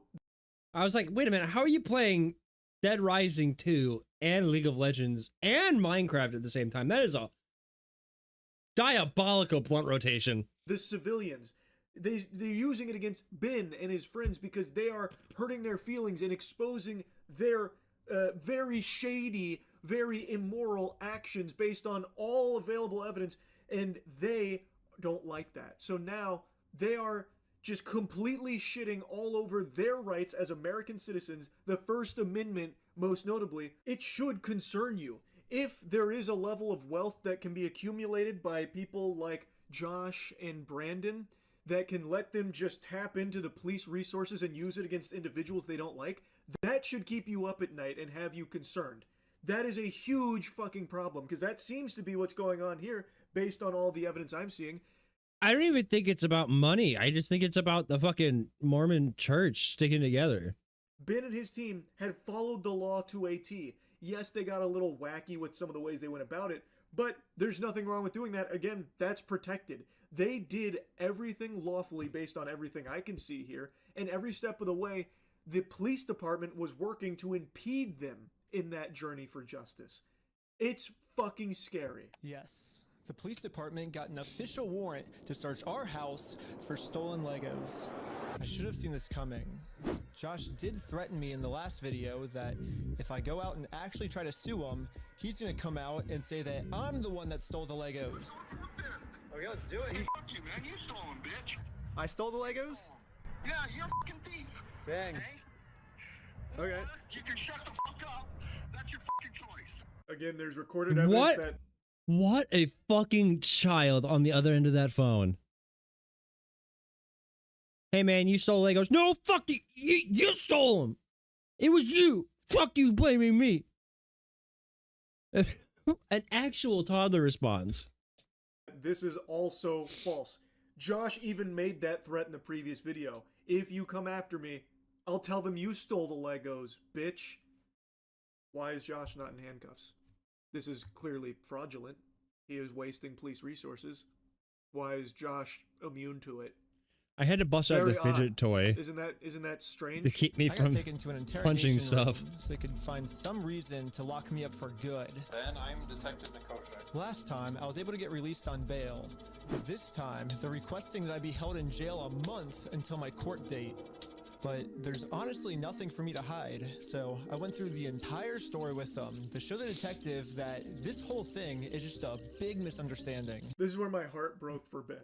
So, they already got him on some bullshit before he was out on bail. They got him again now on more bullshit, extreme bullshit, and now they're looking to deny bail and hold him for a month. And Ben was under the belief that because he's done nothing wrong, the system will protect him, and that he shouldn't be afraid to tell officers the truth because the truth and the evidence is on his side.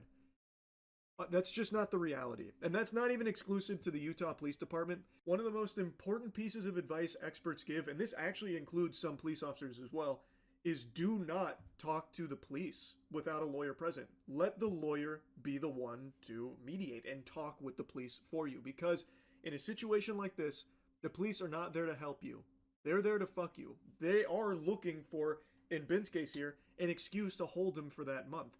And Ben, knowing that he's done nothing wrong and can prove that everything he's done is legal by the book and lawful, was under the belief that, well, I've got nothing to hide. I'll go ahead and tell them everything. So that way, they'll be on my side. But that was just never in the cards. No. So when he started talking to them without a lawyer there, he did unfortunately give them a little ammunition that they could use to hold them for that month. He mentioned the GoFundMe. Video for a family if they got all their stuff stolen. I should be risking nothing by admitting this. Basically, the police told me, do not take this man to court, or else you'll get arrested. And so I was like, just thinking, and we're like, let's do a GoFundMe, you know? And that was their solution. But I was wrong. We're going to book you back into the jail, okay? The creation of the GoFundMe, right? We're blasting this person all over saying, hey, he's... So creating the GoFundMe was illegal? When I asked the detective how creating a GoFundMe was probable cause to send me to jail, this was his response. A lot of this stuff you may have to just get an attorney and fight it in the criminal side of court, right? I've been trying! Okay, should I... Yep. Go back? Yeah, go ahead and stand up. I got an officer right here that's gonna... He has cuffs for you. Yeah, it's that stupid. So they were very interested in the GoFundMe angle. They found some way of making that a big piece of this. So they interviewed the other people that they arrested here from Ben's team, and they were pretty focused on the GoFundMe stuff. So when Ben mentioned the GoFundMe, the officer probably had a huge fucking smile on his face and a wet spot in his trousers, because now somehow they're able to use that to justify holding Ben for a month in jail. It's fucking scary. That's frightening, man. Completely blind to what I'm even being charged for. The worst part is that the police officers took away my bail, so now I have to wait a month in jail. However, I ended up getting extremely lucky. When a judge ended up reviewing this arrest, they thought the whole thing was so stupid and ended up releasing me on bail. So now, at least I'm a free man until my court case. Ben got fucking Jesus! Lucky that a judge reviewed it and came to the rational conclusion that this is absurd. It's fucking preposterous. So he did get to get out and prepare for the upcoming lawsuit and his court date and all of that. But then he was informed that there is an arrest warrant out for him. So, according to Ben and... Hey, congratulations, you get out. We're gonna fucking find you again, you fucking little squirmy... Jesus Based Christ. on everything we've seen so far, it sounds like Bricks and Minifigs has once again cooked up more lies about Ben, about how he's this big threat. They even alluded to him being like a physical threat to the Bricks and Minifigs guys throughout this video.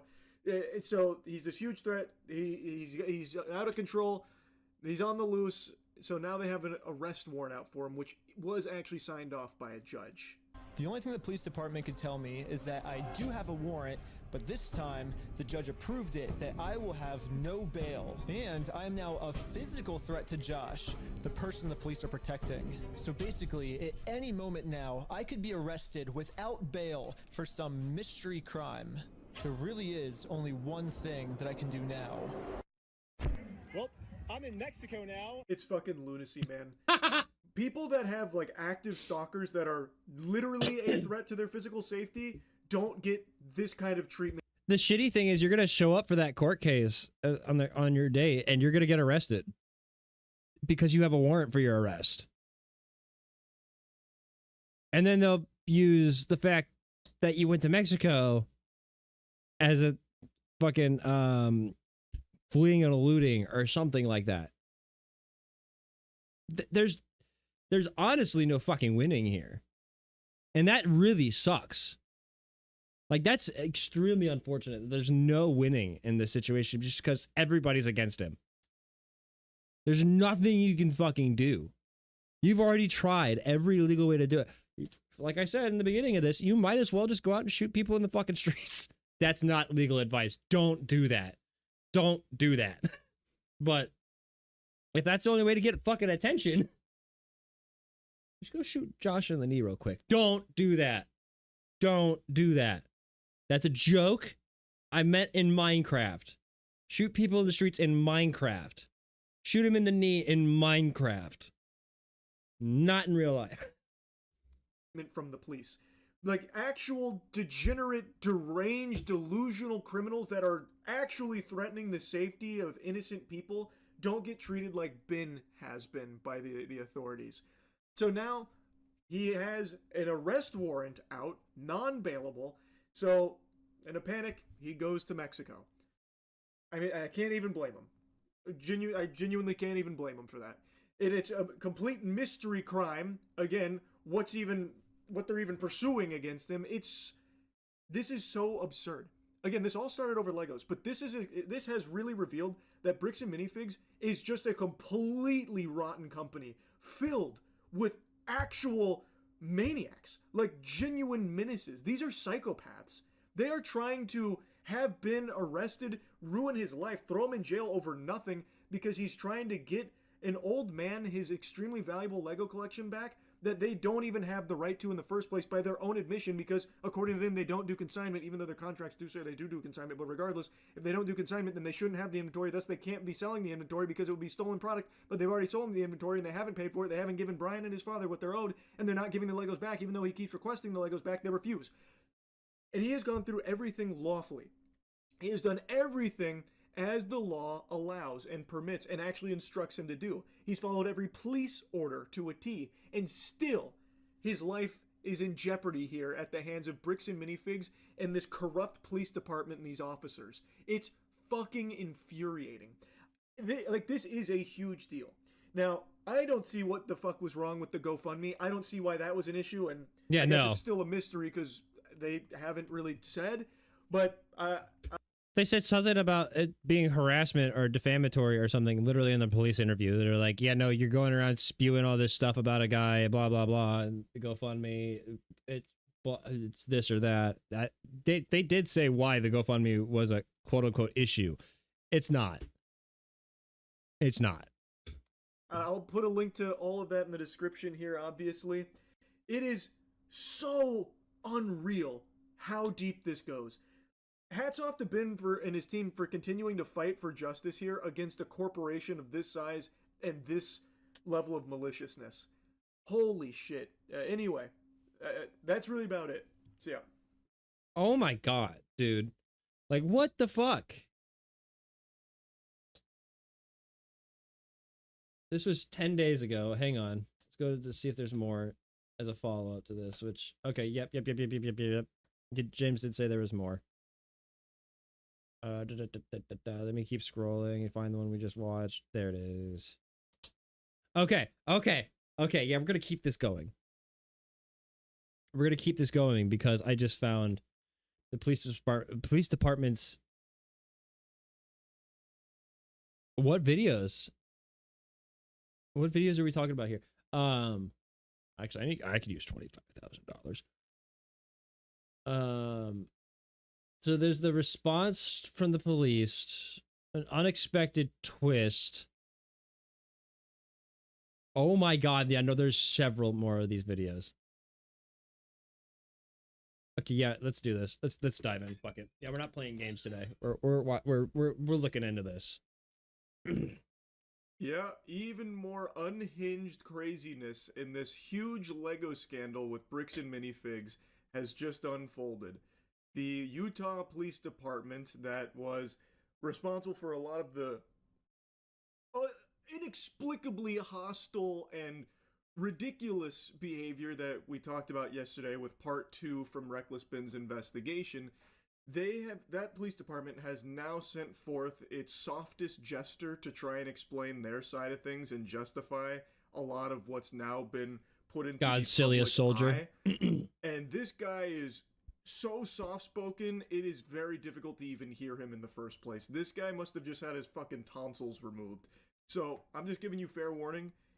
It's going to be hard to hear it, but what you can hear is all the bullshit that he's driveling out. And it's so interesting because there have been numerous opportunities now for Bricks and Minifigs and now the American Fork Police Department here to actually start debunking things if there is another side to this, if everyone is being misled by Ben's videos and it's like manipulated footage and out of context to make them all look bad. It's all like this big dubious plot. If that was the case, then why hasn't Bricks and Minifigs been able to issue a response that is trustworthy? Their last response had multiple lies in it that are provably incorrect, especially in regards to the consignment, and there's now been 2 instances of the Bricks and Minifigs top brass going on live stream to try and defend and justify their actions, and it's been a fumble. That has been a fucking floundering of the ages there. They haven't been able to explain their side or debunk any of the claims here or anything. Yeah, we're not going to talk about the Washimoto video here right now. That's just, I'm not doing that. That's a different fucking thing. It's equally fucking ridiculous. Actually, no, this is more ridiculous. But they're still both ridiculous. And again, their official statement was littered with lies that are easily provably wrong. So, Bricks and Minifigs hasn't been able to defend themselves with any evidence or proof, and now the American Fork Police Department comes forward and also can't do that either, telling multiple lies that are immediately provably wrong. So all of the evidence, the actual evidence being provided, is solely from Ben. That is the only place where you can actually, with your own eyes and ears, see and hear what's been going on. Hold on 1 second. Okay. From Bricks and Minifigs and now the police department, the American Fork Police Department, their defense is, trust us. You just have to take our word for it. It's all hoopla. They're manipulating and misleading you. If that's the case, then prove your side. Show us the whole thing that apparently throws everything else out of whack from Ben's side. They haven't been able to. This little rat here from Bricks and Minifigs, the CEO, like I mentioned, has even come forward on stream to try and address all of it and garner sympathy and try and explain that they're in the right and Ben's in the wrong. It's all stalking and harassment over nothing. And he's been unable to prove any of his claims. He just keeps falling back on, I've been mean and weird and harassing about it, that kind of thing. If the evidence is on Bricks and Minifigs' side and the police department side, why can't they provide it and show it? Why is their defense always just take us at our word when their word has a different fidget toy? Literally nothing. Yeah, here I haven't watched the police department's video on it yet. I'll pull it up. My name is Cameron Paul, and I am the chief of police. Holy shit! Okay, brother, you mind turning up the volume? Holy, it's actual ASMR. Wow. I cannot really hear him. Why is he whispering? Are his parents asleep in the next room? What is this? I'd like to address the members of our American Fork and Cedar Hills community regarding some videos currently circulating on social media that have been presented in a way that calls into question some of the actions of our department.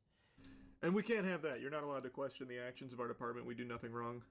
Why is it so fucking quiet? I can hardly hear him. I actually can barely hear him. I need to bass boost this guy. Deep fry his ass. Holy, I actually can't hear it at all. Pro with the white background VTuber graduation. That helps. These videos are affiliated with an influencer on YouTube and other social media platforms and stem from a dispute involving Legos that originates in the state of Oregon. In this message... I actually have to turn on subtitles. Bro, I can't hear you. Oh my god.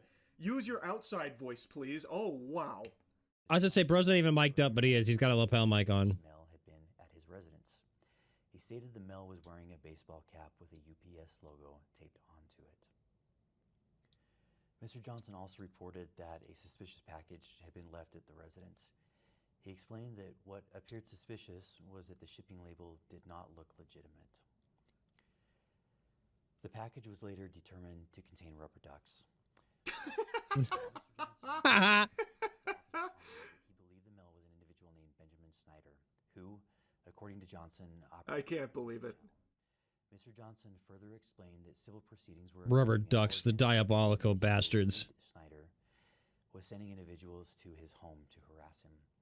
While to serve him, brother, they can only go forward if he gets served the papers, which is what he was trying to explain to the officers that were called out there numerous times, literally countless times.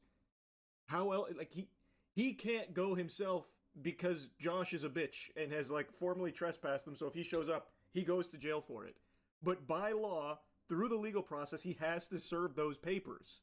So like, what's he supposed to do? Now the rubber ducks, that's probably something totally separate. I'm sure that probably doesn't tie directly in to serving him the papers. That's brother, funny as shit. It's not harassing him to try and serve him the legal documents. This is a legit tactic process servers use, by the way. The rubber ducks is? Let me look that up. I'm very unfamiliar with all of this, so let me see. No, like using disguises. Oh, that I know. I thought you were talking about the rubber ducks. No, I know about that. They send you a package with rubber ducks in it, and then the court papers underneath. So when you get through all the rubber ducks, you've been served. Hold on, give me just a second.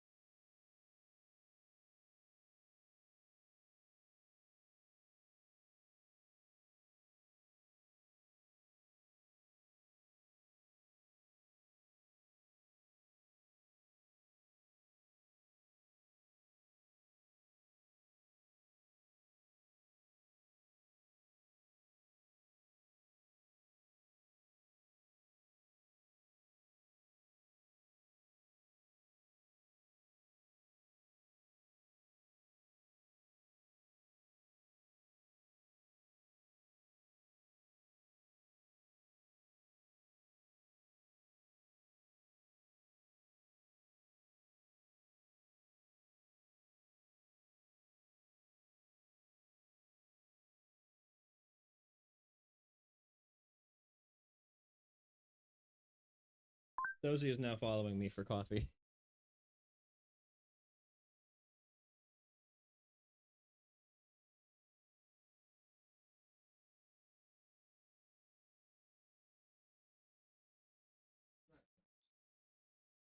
You can have the rest. It's not gross.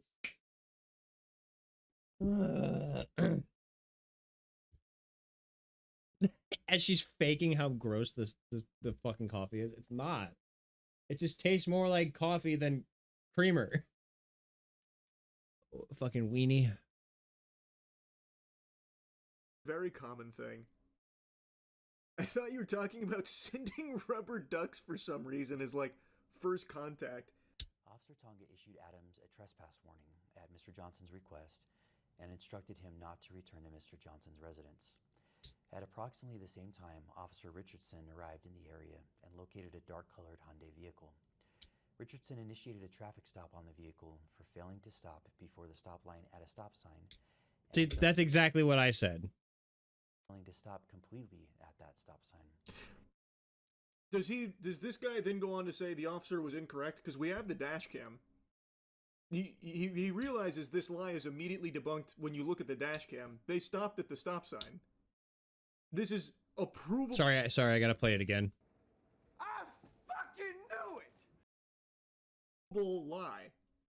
Surely he goes on to say that the officer was incorrect, right? Obviously, he's gonna mention that, no doubt. And as you can see, we didn't even do a rolling stop. We fully stopped at the stop sign. So this is an illegal traffic stop. That's a clip from Ben's video that just shows in broad daylight, no smoke and mirrors, no baloney.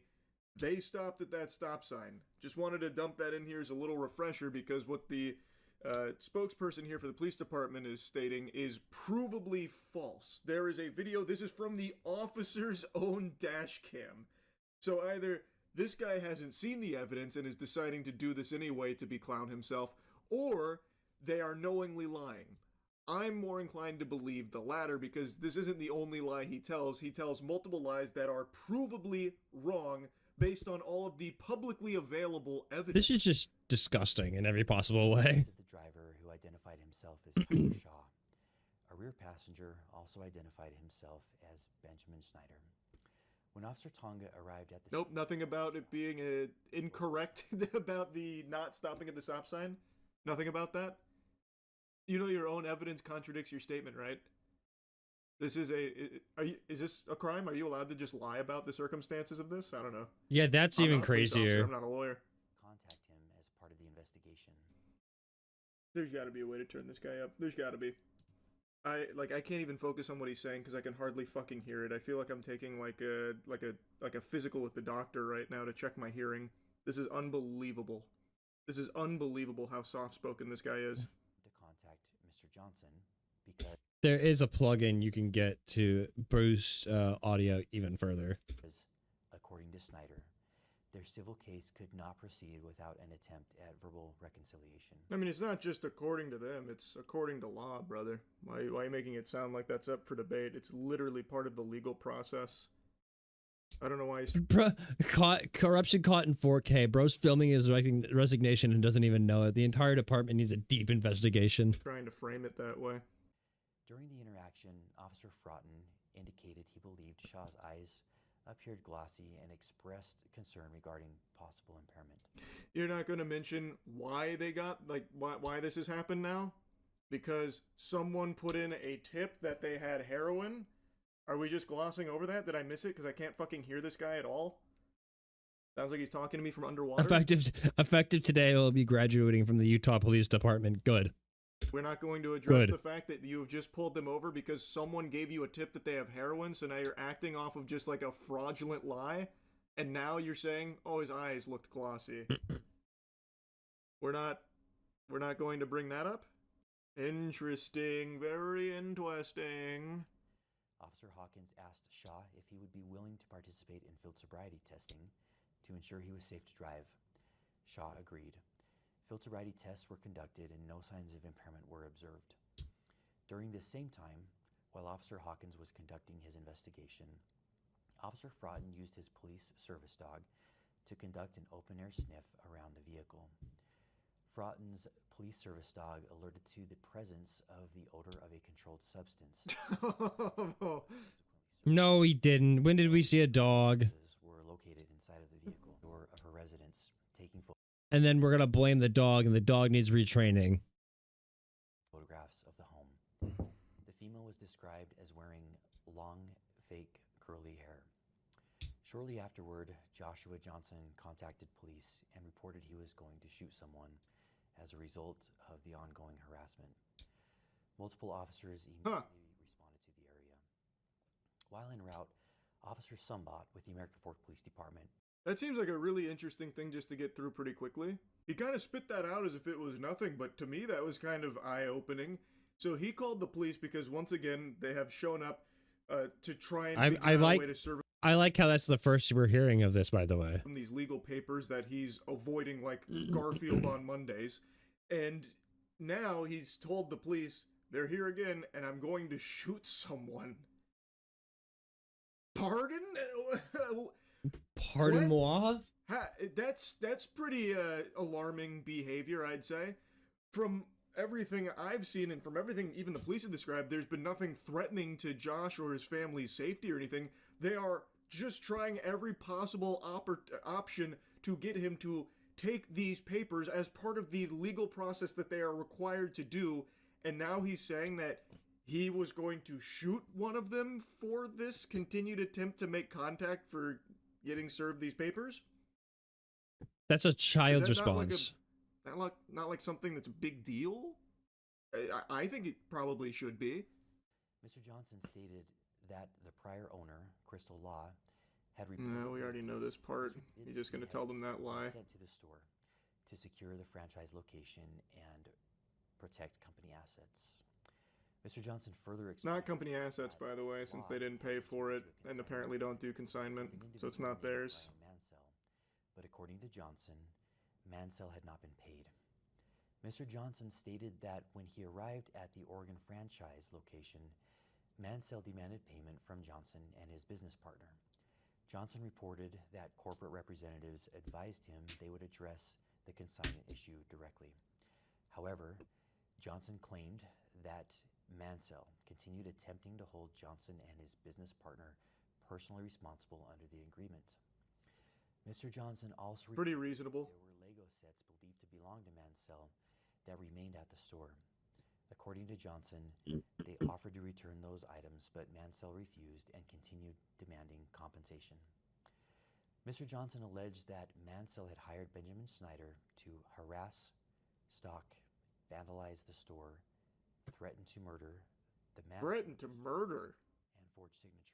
Dude, when did that happen? The forged signatures apparently ties into the rubber duck, so maybe that's true. But threaten to murder the manager of the store?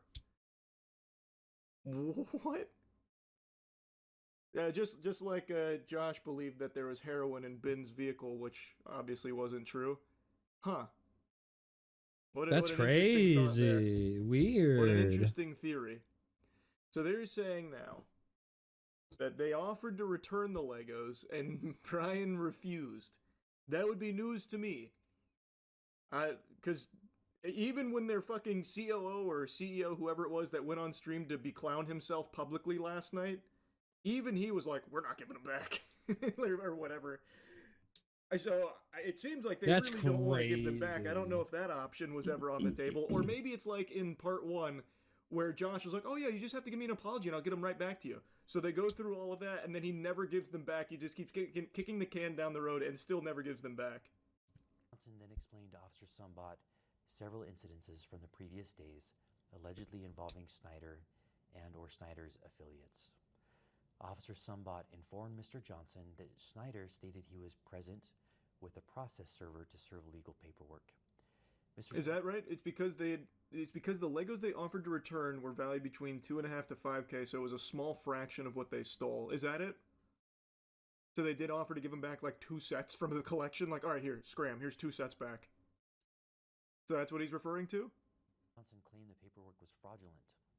Officer Sumbot again contacted Snyder, who stated they needed to physically deliver copies of the paperwork to Mr. Johnson.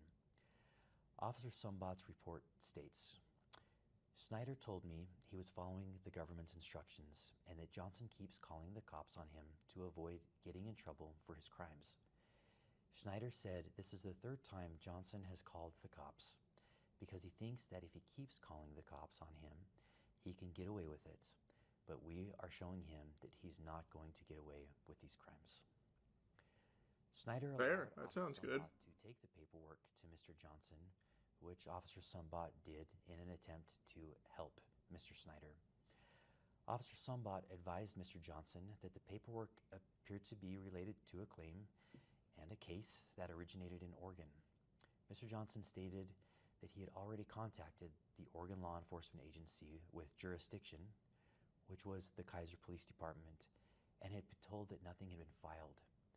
Mr. Johnson also stated he believed this That's interesting, considering there's evidence that it had been filed that the officers even looked at, too. and declined to accept service. Okay. What a fucking crybaby. The Marion County Circuit Court in Oregon to verify the legitimacy of the paperwork. The court confirmed that the case was indeed legitimate, but that papers had already been served and no hearing date had yet been scheduled.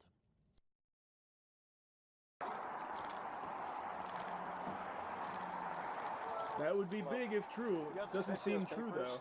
Yeah. So this is what you're trying to serve them with? Yes. That's required by the court that we have. I wish we could. So. Okay.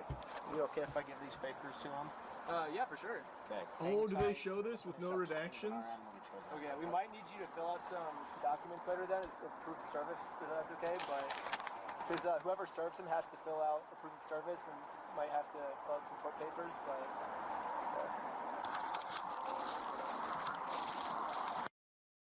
Nope, still redacted. Cool.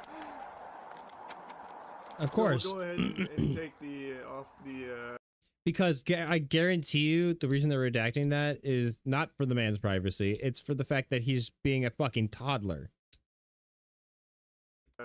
Full department's word on it. He does not want the paper. So He does not want the papers? Here's that back for you. That's not how that works. He wanted you trespassed. While officers were speaking with the involved parties, a sign was also located on the park strip across from Mr. Johnson's residence. It's so interesting. If the actual order of events is he had already been served the papers appropriately, and this was all for content, it surely would have been really easy to let us see that conversation and him prove that he had already gotten the service. But I guess we just have to trust the. Here, I've got court papers for you. I already got them. Okay. The fuck? American Fork Police Department that they're being truthful. We know Josh is a real upstanding guy. We know he's no nonsense, straight as an arrow. So we should extend that same courtesy to the American Fork Police Department, which has already told 2 bold-faced lies in this statement already alone. Provable lies, by the way. I want to linger on that for just a minute. So the claim is that Josh declined it because he said that he had already been properly served these papers. So this was all just a content thing. Why does the officer just immediately take Josh at his word, and why can't we see that conversation if all of this is truly by the book? This doesn't debunk anything. This is still the exact same order of events that is presented in Ben's video. He declines the service. I decided to look into this, and from what I can tell, you can't even do that as just like a normal civilian. If an officer is serving you legal papers, and peppers probably, you can't just be like, I don't want it. Take it back. You still get served those papers. Like, you have to be. Like, if the officer is the one doing it, there isn't a way to just be like, I'm kind of full.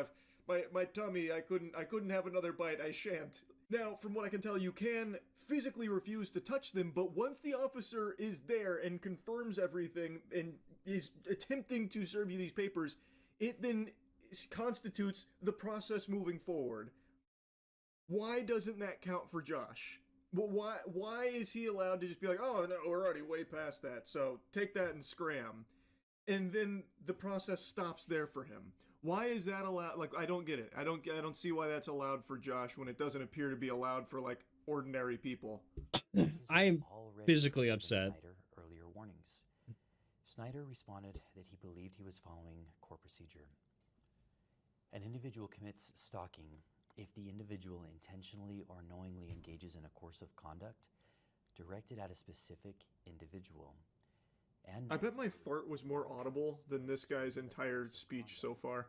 Nope, didn't hear it. A reasonable person to fear for the individual's own safety or the safety of another, or to suffer other emotional distress.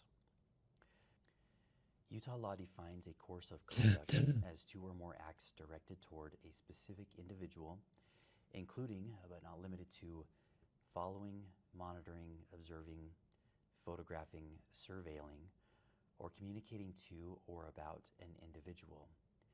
It also includes approaching or confronting an individual, appearing at an individual's residence, contacting an individual's neighbors. No, I get it. Like, you can definitely make the argument that it would be like stalking or harassment adjacent, but if the orders of the legal system are to serve these papers, and he constantly uses the police department as his own fucking hound dogs to prevent him from doing that, what else is he supposed to do?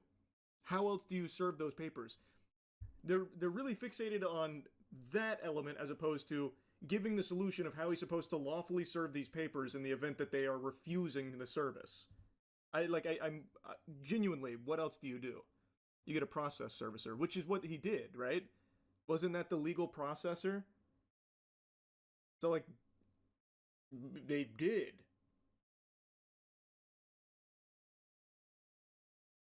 So what's the other method? If you can't do email and you can't do phone, it has to be physical for whatever fucking reason, and they just keep saying, nuh-uh. He does have a mic, how though. Else are you supposed to do it that he's got a mic on his lapel. Tiptoe on this line of what is right below his badge, adjacent. actually. Like, I get, like, the filming and stuff. Yeah, you could definitely make that as a stronger case, whatever. But the guy is still just refusing it. That still seems like you should be more on the side of the person trying to deliver this law. There, now my cursor's back. He's got one right here. To the guy who knowingly still hasn't paid out the small claims court loss that he owes. He is still get him one that's plugged in, which is a crime. So I don't know, just what's the solution then? I'd love to hear the American Fork Police Department explain it. I'd love to know. The server does it on your behalf, which is what they tried. Even the officer in this, like in the video and even in their own body cam, the officer was going to be the server, but Josh said no. So he didn't serve it, and they redacted the entire conversation suspiciously. Or not suspicious, obviously. There's nothing fishy going on there. But, like, even a police officer who went to serve it didn't successfully serve it because Josh said no. So then what do? It still counts as served at that point? Not in the system, it doesn't. How would they know? How would they know if it counts as served if the guy said no? Because you have to submit it. And like Ben said, I think he's right, I have heard of this, the submitter, like the actual processor, the person that serves it, has to also fill it out to confirm that it has been served. So I don't think you can just be like, oh, it was close enough, so it counts. But you could make the case that it's overboard because of, like, he kept showing up. But again, without a whole lot of options, how else are you even going to attempt to pursue justice in a case like this? That Snyder had committed the offenses of stalking and targeted residential. Can we at least, like, put the mic closer to his mouth? Snyder was subsequently arrested and transported to the Utah County Jail. That was his first arrest.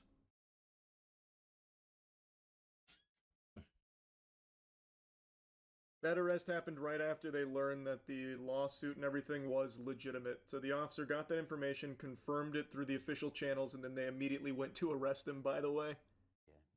That's insane. Hanging a sign directly across from Johnson's residence. The sign appeared to be either the same sign or a replica of the sign that was referenced in case 26AF02033. Officer Richardson contacted the group and asked what they were doing. The group stated they were supporting a GoFundMe campaign for a dying man. One of the individuals, later identified as Sheldon Norcross, voluntarily showed Officer Richardson his phone to display the GoFundMe.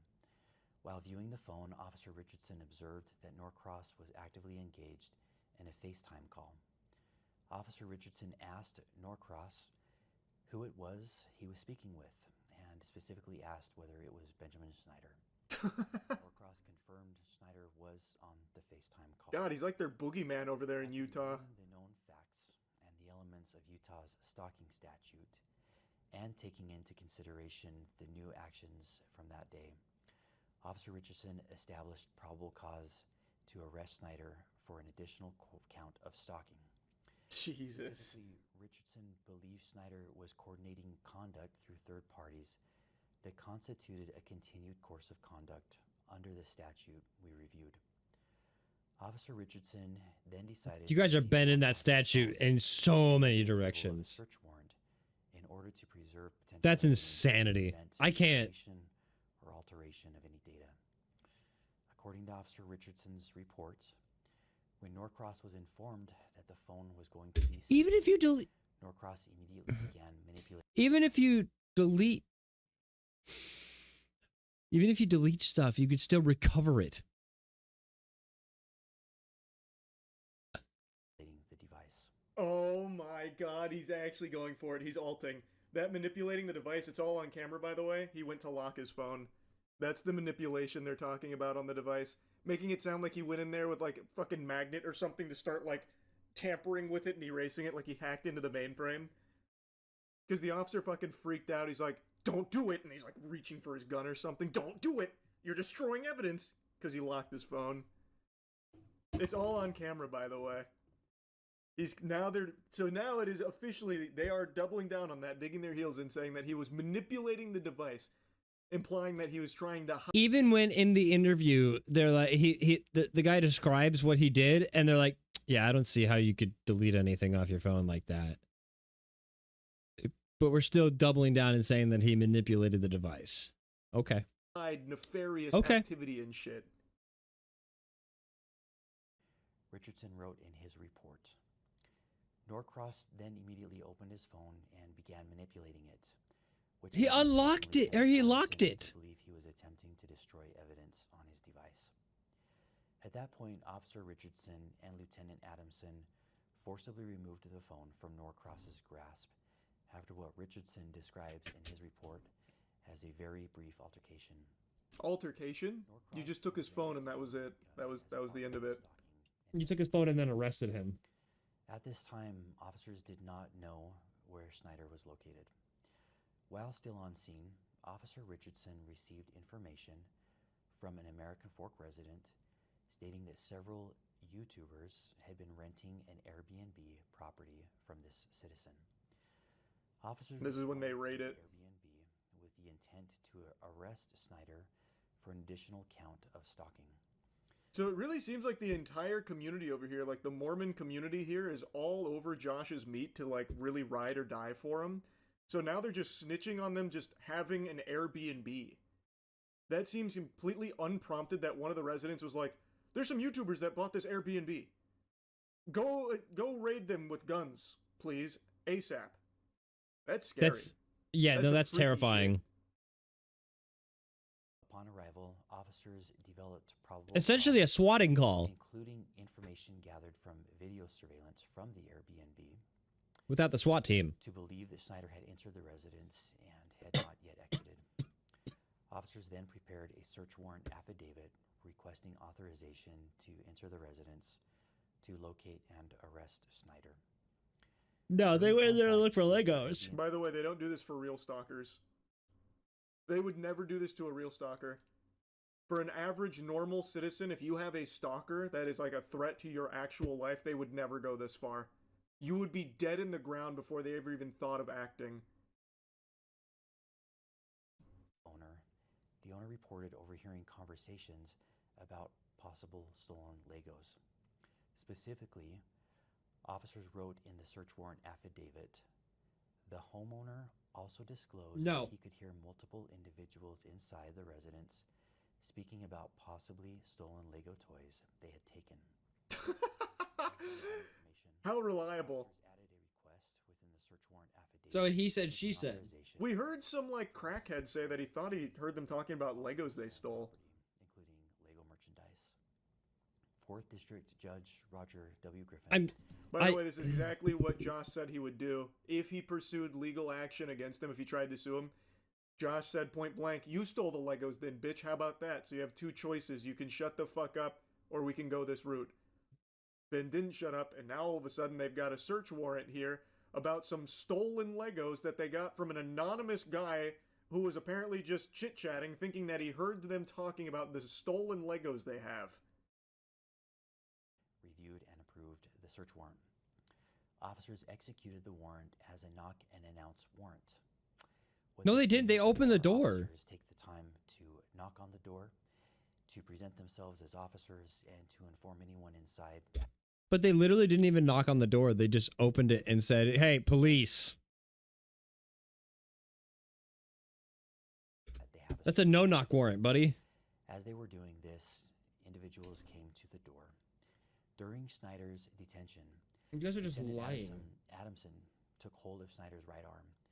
Lieutenant Adamson. You guys are literally just lying, and it's infuriating. Adamson moved Snyder's right arm behind his back to place him into custody. Mr. Snyder later addressed this incident in one of his YouTube videos.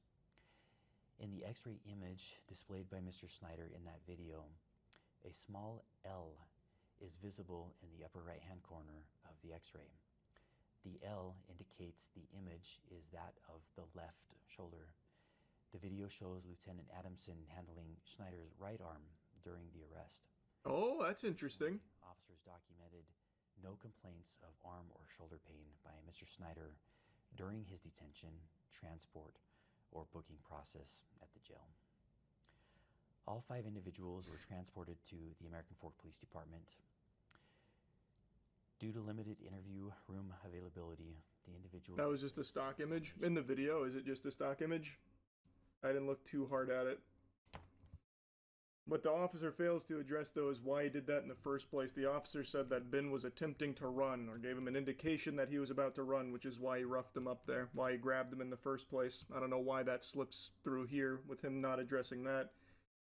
Is the X-ray in the bin video just stock? That would make sense because it's not like they're going to give him an X-ray in the pen. So that would make sense if he just grabbed the stock image. Yeah, it's even disclosed that it is just a stock image in the video. Got it. So this is him trying to dunk on it for being misleading, while ignoring the fact that he shouldn't have been grabbing Ben's arm like that in the first place because he wasn't attempting to run. It is provably wrong in the body cam. He is not uncooperative or giving any indication he's about to flee. So it shouldn't have happened to begin with. Can't hear the audio? Hey, take that up with the American Fork Police Department. File a complaint. Have them fire their audio engineer, or have them hire one, because this shit is abominable. I've done all I can for it. That's on them. Agreed to interviews with Detective Nicosia. The contents of those interviews are documented in the Associated Police reports, which will be made available through a link accompanying this video. You can't because they took down their website. They moved it to the Bricks and Minifigs official site, I bet. Appeared to have been acting at the direction They're private contractors now. Mr. Snyder. These 3 individuals were ultimately released from the police department. Mr. Snyder was subsequently transported to the Utah County Jail, where he was booked for an additional charge of stalking. You could just arrest anyone for stalking it now, apparently. I understand that many people following this situation online have strong feelings regarding the underlying business. I thought a man was wearing gloves behind that podium. And allegations that individuals may have lost. Soft-spoken and gloves. Wow. I recognize that people are frustrated, angry, and may feel that justice has not been served in relation to those allegations. Those concerns are understandable. I understand them, and I'm empathetic to them. And nothing in the actions taken by the American Fork Police Department should be interpreted as validating, supporting, or defending anyone involved in that separate civil How? How can you possibly say that with a straight face and a soft voice? At no point throughout this entire thing has a single law enforcement official from your department been anything but confrontational to Ben and his team. Despite this is nuts. A literal court victory, they continue to treat him as though everything he's presenting is fabricated and false. And instead, constantly at the beck and call of Josh. How can you possibly even say that, man? What a joke. And, that's a good point, the female cop that was on the scene like the first time with the Brandon Best, when he went to have she literally the said civil cry about it there, as lawfully ordered to do, she immediately regurgitated what Brandon Best was saying, instantly taking his side and supporting his account of the events. Again, the body cam betrays what you're saying, bro. Or other conduct within our jurisdiction. We remain committed to enforcing the law fairly, objectively. No, you're not. Then get Josh's ass to court, bro. The whole thing could have been solved if he would just take the papers. Your officer couldn't even give him the papers because he has more power than your department, I guess, where he can just say no. And he still hasn't paid out the settlement. What are you talking about, man? If that's what you want, then enforce the law fairly. Get Josh on the horn. Get his bitch ass in here. Do you even think they still have any of the sets? I'm sure they have some of the Legos. And they definitely have records of the ones that are sold. So they could easily do giving back the ones they still have, because I bet they still have it. I bet they stopped selling it after a certain point because it was so contentious. So they probably still have some of it, and they could easily just pay back what they've already offloaded. So they could, they just refuse to. And the behavior of the It's the refusal that's the craziest part. The stream from last night or whenever it was, reprehensible. The guy is he's actually a worm. He's genuinely a like delusional worm. Because so far, like, there hasn't been a good defense. Bricks and Minifigs has not had any kind of real debunking. They have been provably wrong in their statements. Now the police have come forward with their account of things, and there are multiple lies that are just brazen. So there hasn't been any good defense yet. It is all on the side of Ben. And there's been ample opportunity for the American Fork Police Department, for Bricks and Minifigs to actually start debunking things and saying, no, this is what's wrong, this is what's manipulated, here's the facts to support us instead of Ben. But they haven't provided any of that. They have none of that. So I just don't see how there's even another angle they could play at. From what I saw, Lego, the actual company, is even investigating the situation now. I wouldn't put a lot of stock into that. I imagine Lego would be far more on the side of Bricks and Minifigs than they would Ben, because I believe companies view people like Ben as a disruptive actor that is more of a problem than a boon to their business. So I'm pretty confident Lego would side with Bricks and Minifigs. I would hope Why did not, Ben but make the sign for content, how much of his actions are for content? So that's the thing I was saying, like the rubber ducks and stuff, that's not smart. The sign is a real thing though. Because Josh would never open the door for him, and also Ben can't go near it because he's been trespassed, he'd get arrested. The sign was an attempt to get him to go out and take the sign down so that way the legal processor could serve him the papers. But he never did that and instead just used the police.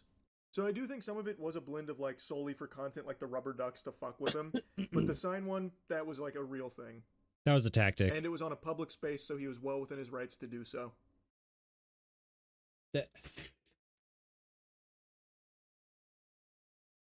Wait.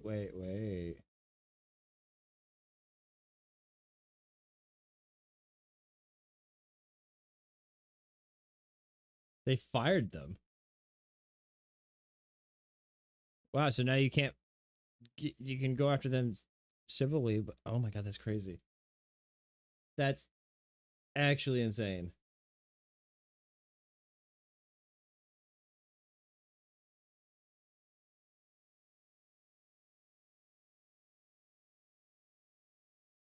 Hold on. Okay, yeah, we're gonna keep going. I don't care. Hang on.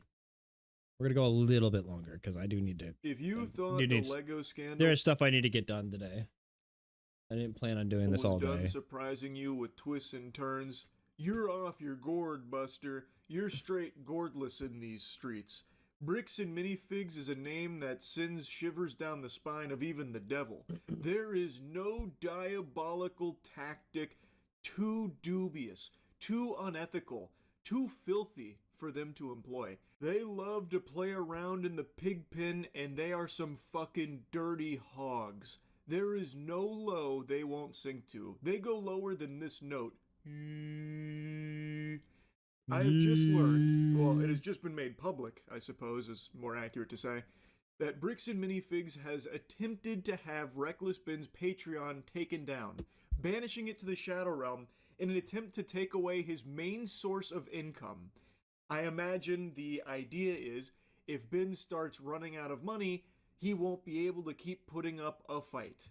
That seems to be the playbook that Bricks and Minifigs likes to pull from. Dear creator community, my name is Jack Conti, and I'm the CEO and co-founder of Patreon. On May 29th, Patreon received an official takedown request filed by Bricks and Minifigs for media and accounts related to Reckless Ben and an ongoing dispute regarding a local Lego consignment issue. This is the verified complaint with exhibits. This is the request for immediate content removal pursuant to temporary restraining order. And this is the motion for the temporary restraining order and preliminary injunction. What a disgusting, slimy, underhanded maneuver here.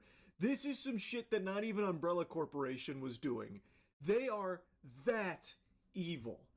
So they have put in all of the official paperwork here to force Patreon to take down Reckless Ben's Patreon account. And this is the CEO coming forward, to let the community know that this has been submitted. This is real. This isn't someone impersonating Bricks and Minifigs. This is all the vile, despicable, unholy work of an evil organization led by someone who legitimately has a twirled mustache, the most comic book character villain looking motherfucker imaginable. Ammon, I'm talking about that goober. This is them now trying to starve out Ben. They tried numerous times to have him thrown in jail over some barnacles and horseradish. That We can't go after him legally, but what if we go after his wallet? didn't work. So now they've come from the top turnbuckle here to try and instead just take away his income. I cannot fathom a world where Bricks and Minifigs as a business exists beyond this point. I just don't think it's possible, not even in a fucking fairy tale, because who would possibly feel comfortable going into bed with them? Because think about it. If anything was taken down like on Patreon and they had to do, like the same request for any other fucking person, it'd be quiet or whatever. But the fact that the CEO is like, no, this is horse shit. Like, I have to do this. Like, the courts are ordering me to do this, but I don't want to do this. This is insane.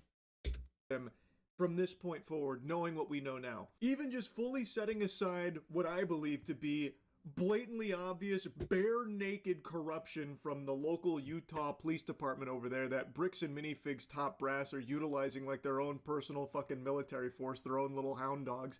Even setting that aside, the immutable facts are Brian brought his father's extremely valuable Lego collection he collected over the course of his life to sell through Bricks and Minifigs here, and then everything went tits up. He didn't receive any payment for it despite them selling that collection, and they still refuse to give back the collection. So even just that right there should be a nail in the coffin of this business where customers won't feel safe, because who's to say this was some isolated incident? This is just the one everyone knows about now, but it's very possible you take your Legos to them to sell. I think it wasn't too long ago I was actually looking at Bricks and Minifigs I can't remember what it was. It was either a minifig or it was parts for something, and I was looking at prices on their website. I never bought anything because I was just curious about what was going on, or I was curious about prices for stuff. But I think I actually was looking at Bricks and Minifigs prior to this whole thing going down, and I am so glad I didn't give them any of my fucking money. They don't give you what you are owed for it, and then if you try and request it back or try and put up a stink about like, hey, you've got my Legos and I haven't been paid for it, well, they might just go try and ruin your life. And then even that won't be enough to satisfy the gluttonous greed of this corporation. They will then wipe their ass with your rights and try and take away your income to silence you from speaking about your experiences with them and talking about the truth of the matter behind a lot of things here based on all of the available evidence. It is unbelievable because they, I think, have completely torpedoed their company. There is no world where this business should be around after all of the dust settles on this case. It's fucking crazy. But anyway, like I said, the most recent development is they're trying to take down Reckless Ben's Patreon to take away his main source of income. And they've submitted all this paperwork. They've given it to Patreon to force their hand to take it down. But I have saved the best part for last. So after an extensive review and investigation by Patreon's Trust and Safety team, we have in fact, unfortunately determined that Bricks and Minifigs can stuff it. We're keeping Ben's page up. And if Bricks and Minifigs doesn't like that, my God, they can sue us. Patreon out. It is Let's fucking go! Exceptionally rare, almost unheard of, for a company of Patreon size, they are a huge company, to actually side with a creator against I didn't expect a that. massive corporation. I didn't expect that. And they are using all of the elbow grease they can. Oh, I got goosebumps. I'm excited now. And they tried to bring the legal hammer of their girth here to force Patreon to take him down. And Patreon said no. Now, I haven't been the biggest fan of Patreon. I think all of you know that. But this right here from the CEO, I think is such an admirable move. Like, yeah, it's kind of easy PR at this moment because everyone rightfully is against Bricks. Exactly, but still, it's extremely difficult and extremely uncommon for a company to actually put their own ass on the line. That's a big move. To help a creator and protect a creator they believe is in the right. Because there is a chance Patreon does get sued here. They are going against the orders that have been submitted to them for this takedown. So they could be on the hook, which I find extremely admirable for them to be willing to fight with Ben to protect him against this injustice, or what appears to be injustice based on every single piece of evidence that has been provided, of which Bricks and Minifigs plus the police department have provided none. Actually, zero evidence of their own, by the way. So I think this deserves a big round of applause here from Patreon to just say, fuck you, we're going to keep it up. Yes, you submitted all this paperwork. Congratulations, it's going in the trash. And if you want to proceed further, you can sue us. That's kind of them big dogging them because Patreon does dwarf Bricks and Minifigs. So Bricks and Minifigs loves to talk about how they will drain their opponents of resources through long drawn out legal battles because they have enough money to just burn on it. So then it'll end up costing the normal civilian more than they would have ever stood to gain. Well, they can't really do that against Patreon because Patreon will actually just slap them silly. They have much more money than Bricks and Minifigs. So they probably tugging at their collar like, eek, we can't make that threat against them. It won't work. That'll fall flat. So I really do think this was not only very surprising from Patreon, but very impressive. Patreon will go and starve Bricks and Minifigs out in court for trying to starve out Reckless Ben. Them for sticking beside one of their creators in the face of a corporate bullying and silencing attempt. So yeah, I just wanted to give you this little update. That's really incredible. So yeah, that's the one good thing that's happened in this entire thing. All right, let's watch Lego Vigilantes, and then we got one more. This Lego scandal's got the streets looking like it's Gotham City out here. So CoffeeZilla just made a video talking about his investigation that he's doing into the whole Bricks and Minifigs, Reckless Ben thing. And in doing this investigation, he discovered Lego vigilantes that have been going around causing a ruckus, even getting into physical altercations, throwing hands, eating knuckle sandwiches at other Bricks and Minifigs locations because they believe that they're all operated by the same cast of comic book villains here. I didn't think this needed to be said. I thought this was something everyone understood, but clearly not. The Bricks and Minifigs that started this whole thing was a single location that corporate came in and took control of and put in Dumb and Dumber, and that was Patient Zero here. That was the genesis of all of this. But that doesn't mean every Bricks and Minifigs is the same. See, the way that this works is these are franchise locations. So that means they are owned and operated by individuals that aren't necessarily Bricks and Minifigs corporate zombies like Ammon. Yeah. Ammon isn't going to each and every single one of these locations with it putting everyone under his thumb and fucking tweaking on their nipples or anything. These other locations, like the ones where people are now going in their fucking slap box and getting the brass knuckles put on, are not associated with what happened here and likely have no involvement with Brick Ammon knuckles or any of the higher ups on the You ever stepped on a Lego? How about you get fucking punched by one? Bricks and Minifigs food chain. They are separate entities under the same umbrella, but they are operated by different individuals that likely don't have a whole lot of, exchanging of saliva with the top brass at corporate. This isn't the fucking Tyranids. It's not some giant hive mind here where you march into your local Bricks and Minifigs in bumfuck Idaho and start beating up the manager there. All of a sudden, Ammon's gonna The brick separator separates more than just Legos.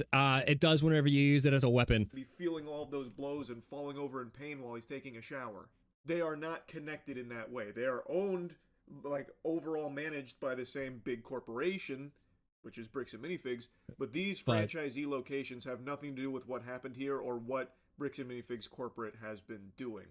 No, but going in, I'm not advocating for anything. I'm not. But going into other locations and stirring up a mess shows the company, not that they give a fuck, but shows the company that this isn't just in Utah. This is nationwide. Everybody is paying attention to this. You guys are the bad guys, and we all see you like that. Everyone. And likely they are also extremely upset about everything that's happened here because it is affecting their business as well, because now there's no trust in the Bricks and Minifigs name, which is something I was talking about, where this torpedoes the entire business across the board because of this. Now, if there's ever a problem at a franchisee location, customers don't feel safe, that corporate will come in and help them. Based on everything that's happened here, they would be fearful, most likely, that they'll get butt-fucked by corporate should there arise an issue.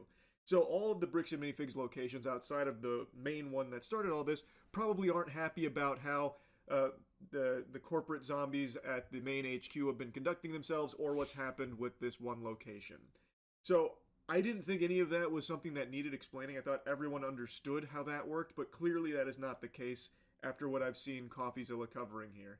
Some footage which kind of disturbed me, and I'm not going to be able to have the chance to address it in my main video, so I want to address it here while we're editing that mammoth of an investigation. I was leaked videos from inside Bricks and Minifigs stores, other locations that have nothing to do with like the Reckless Bin missing Lego collection. People are going into them trying to be vigilantes and trying to get justice, you know, by going up and harassing store employees. And in one case, I'll show you, they actually get in a physical fight with not someone from the store, not someone involved, but just a random guy who's trying to ask them to leave. That's crazy. Obviously, this story has blown up to an unfathomable degree, but I don't know how anyone could delude themselves into thinking this kind of behavior is in any way, shape, or form helpful in the pursuit of justice. Like, how is you going to... James, I like how you just sent me a picture of the separator. Like, I don't know what you're talking about.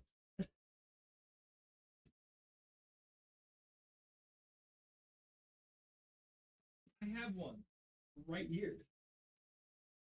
I have one right here. I have several of these in my spare Lego box. The piece separator. That wasn't too, that was a threat. Oh god. Okay. To a Bricks and Minifigs and just beating up a guy, just going over there and then just locking into pugilistic combat with a dude, somehow helping anything or anyone. See, he has been threatening to come to my house lately, so maybe he is gonna kill me with a Lego separator. In this huge scandal. I just don't get it. I think, in the case of these vigilantes, a lot of them were just looking for some kind of excuse to go start some shit. To feel justified in going out there and being... Like you wouldn't show up and we'd just play split screen Halo. Shut the fuck up. ...a menace and fighting people. That's what I think. Because it is something we've seen before where if a story blows up and there's like a perceived villain of the story, some people will go try and take advantage of that, exploiting that to like get rowdy or sometimes get physical and then believe that they're on the right side of history and then everyone's gonna clap for them. Like, I just beat up this guy. Why is no one smiling? Where's my applause? Like, there's just, I think, some people that are but then split screen Halo for justified combat. And so they believed this was a slam dunk for them. But it's not. This is absolutely awful. It's so brain dead, you are a fucking idiot. To the guy that went out there and just started fighting in the Bricks and Minifigs. A lot of these people, you can just see they're trying to channel that energy, but you're not that guy. You're at the wrong store. Okay, let's start there. You're talking to the wrong people. You're fighting, physically fighting with the wrong people. These people are having a UFC match on the floor of a Lego store over another guy's Lego collection that has nothing to do with any of what you're about to see. So true. It is unbelievably stupid. Like, I don't believe a lot of the people that are doing this kind of behavior actually even care about what's happened here at all. Like I said, I still believe it's people that were looking for some kind of excuse to go out and start some shit and not get in trouble for it.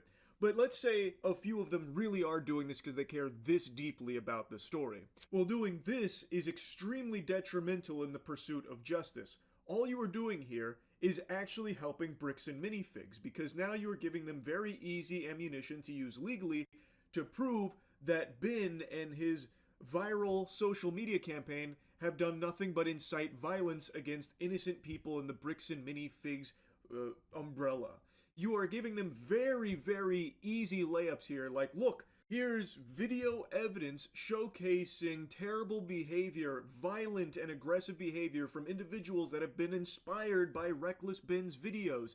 You see, Ben is the bad guy here. Look at what's happening to these innocent people in these stores.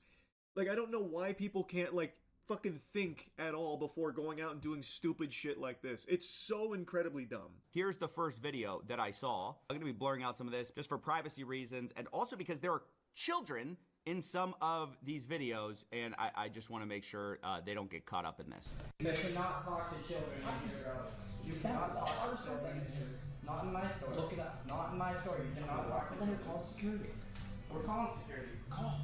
Sir, if you are harassing our customers, they steal from people. Look at Reckless Ben's video. You are harassing. Okay, so a guy with sunglasses and a sleeveless shirt walks into a random Bricks and Minifigs, from what it looks like, and decides to tell one of the store employees, hey, go look at Reckless Ben's YouTube channel. Go, as if he probably hasn't seen it already, and as if he has anything to do with it. I can almost guarantee you every single franchisee across the country, across the globe, any single person with a pulse in the LEGO community has probably heard about what's happened here with that Bricks and Minifigs location in the Reckless Ben video series. They all know about it. And like I said, they are probably also not happy about it because it is affecting their business that they operate. Totally separate from everything that's happened over there and what's happened with corporate and the way that Ammon has conducted himself. So these locations, like the one that...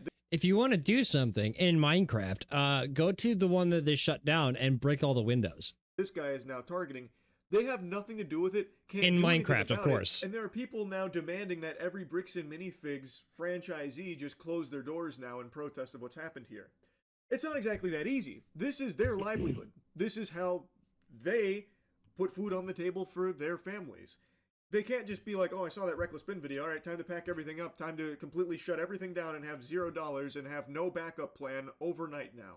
That is extremely unreasonable, and I imagine a lot of these owners are all trying to figure out what the next steps forward are in light of all this because of how bad this has become. And I imagine a lot of them aren't very supportive of how corporate has handled it.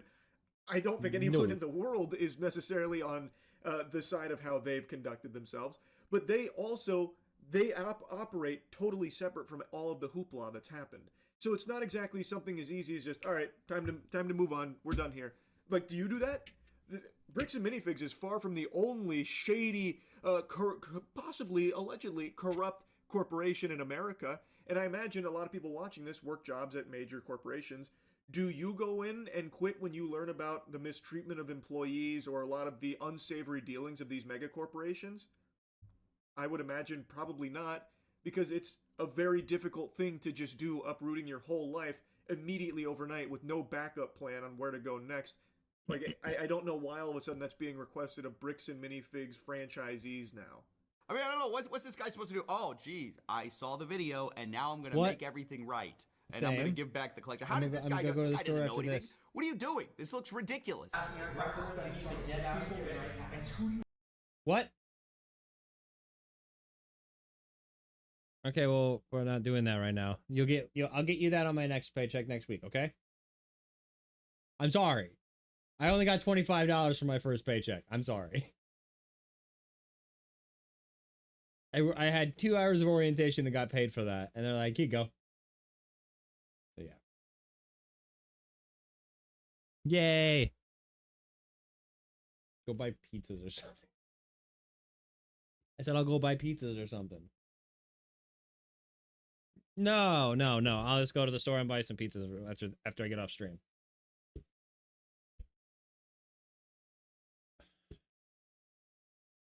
Okay, fine. I'll get you the one you want. Let me finish watching my videos and then I'll call on a stream.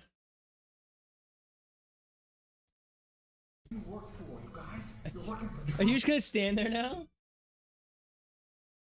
She's watching me live. But you can't hear anything other than me talking. Doors over here, pal. Okay. I swear people are using the fact that, you know, the cops have behaved awfully. A lot of people have behaved awfully in this situation to pretend it's like the day of the purge and they can live out their fantasy, going up to random store employees and saying, you work for Trump. Whoa, hold on. Hold on. Do that again.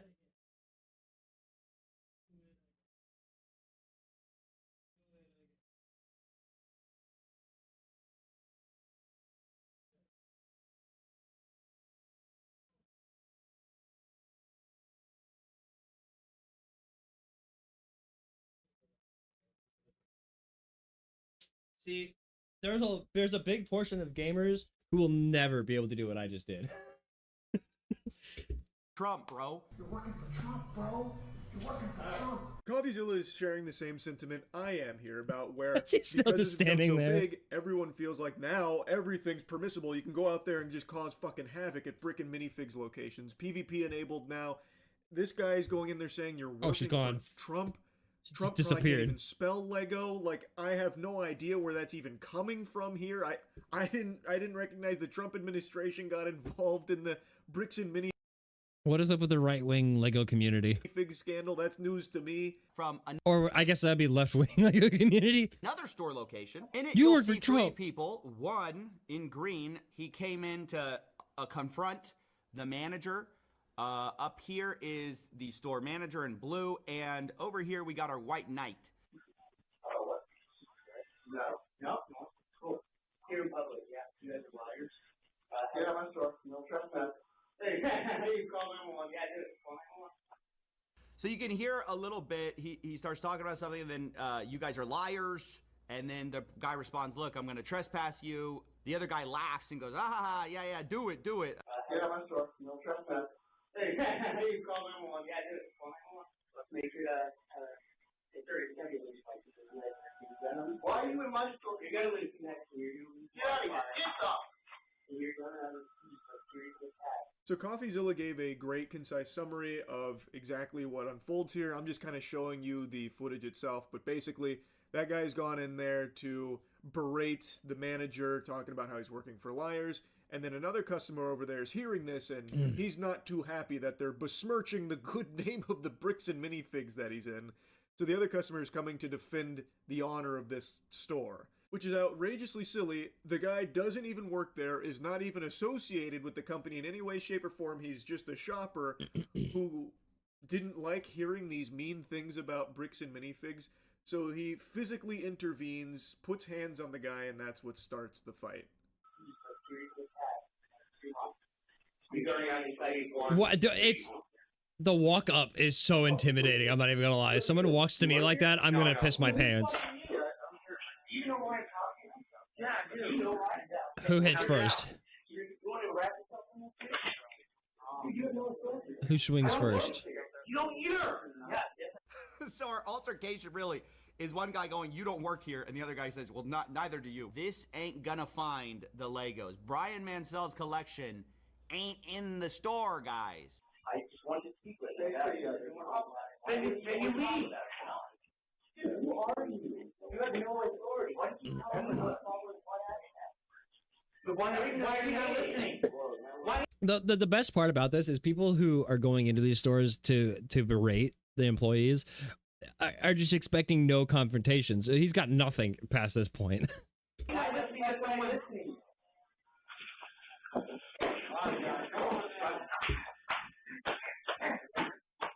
Oh yeah, punches to the head. A lot of this, they're getting in some serious, brain damage in some of these hits here. A little CTE over a Lego store, guys. It just doesn't make a lot of sense. And it doesn't make a lot of sense. That's those very are true. Those punches to the head were the most audible thing in that video. I cannot wrap my head around how anyone would think this is somehow helpful in any way, shape, or form. To be marching into the local Lego store here like you're some superhero to have some stern words with the manager. And then I also can't understand how just a customer at the store would be like, absolutely not on my watch, and then start putting hands on the guy for it and then getting into a fight, like a full-blown fight. It's just absurd. It's actual, it's just preposterous.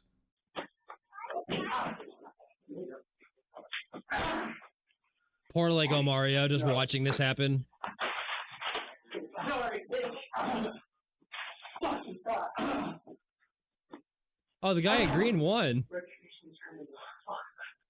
Justice got just green. You will be testifying to that. Yeah, I'm going to fuck you. Take his shoes. Take his shoes.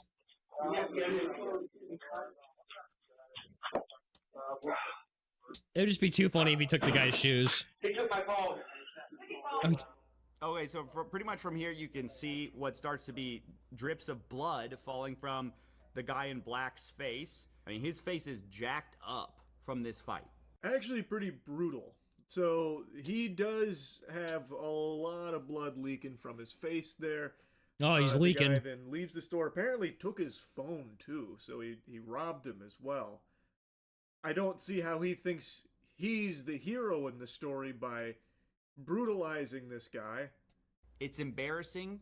You're just another bad... She probably took the guy's phone so that he wouldn't call the cops, but the joke's on him. There are like 3 other people in the store with phones. Bad person in this situation if you behave like this. And even the guy who's like playing, you know, superhero in the store, going up to the other guy and engaging and like trying to put hands on the other guy, that also is just escalating things. I feel like this entire situation has been a series of unnecessary escalations. It really is just embarrassing trash behavior all around. I didn't think there was a world where people would think that somehow this kind of action is justified or helpful to the overall case here and the pursuit of justice.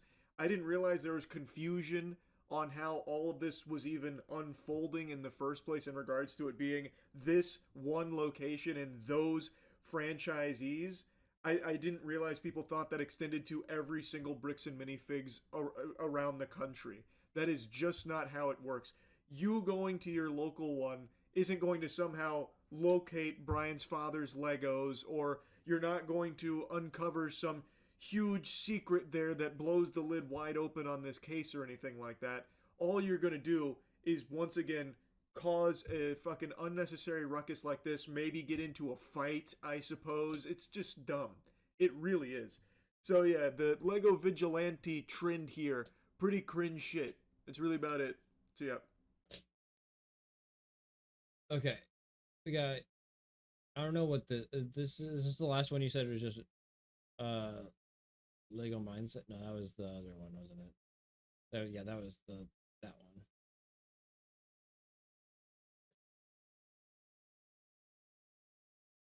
It is bonkers that this Lego scandal keeps snowballing into this avalanche of degeneracy, discovering new unhinged lows that previously went undiscovered in the meta. They're finding new tech here, Bricks and Minifigs that is, for just bafflingly awful decisions here.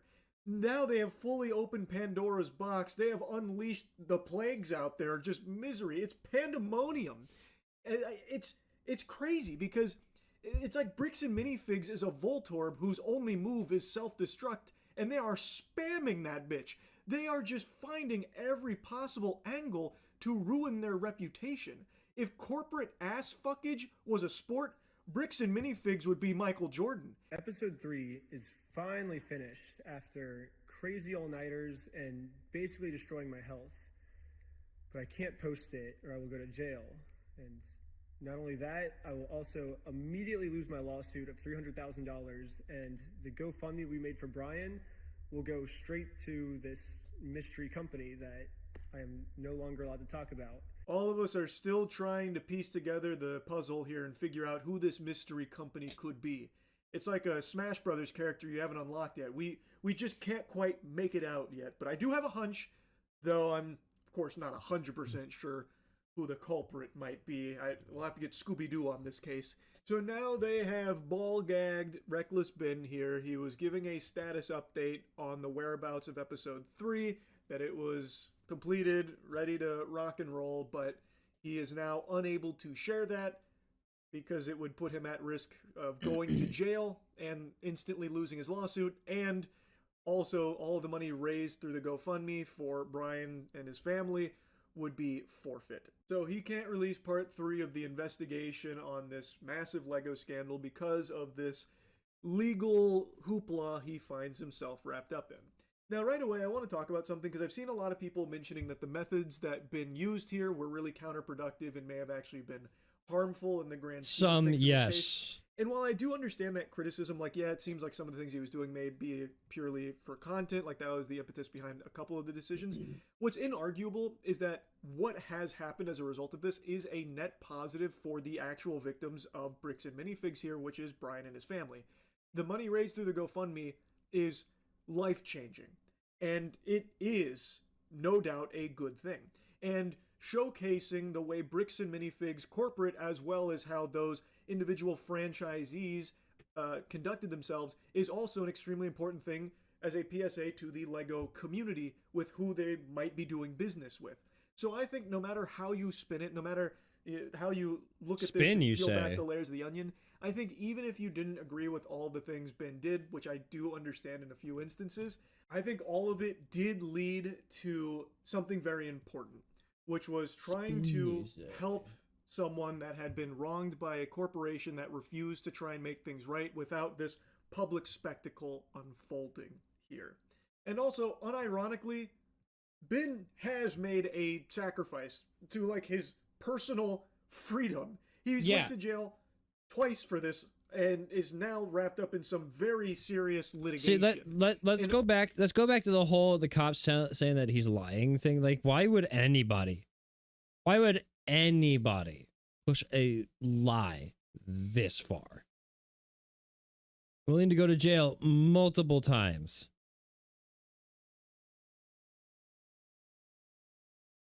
Like, the only ones pushing lies that hard right now are the fucking government, and they're not getting held accountable.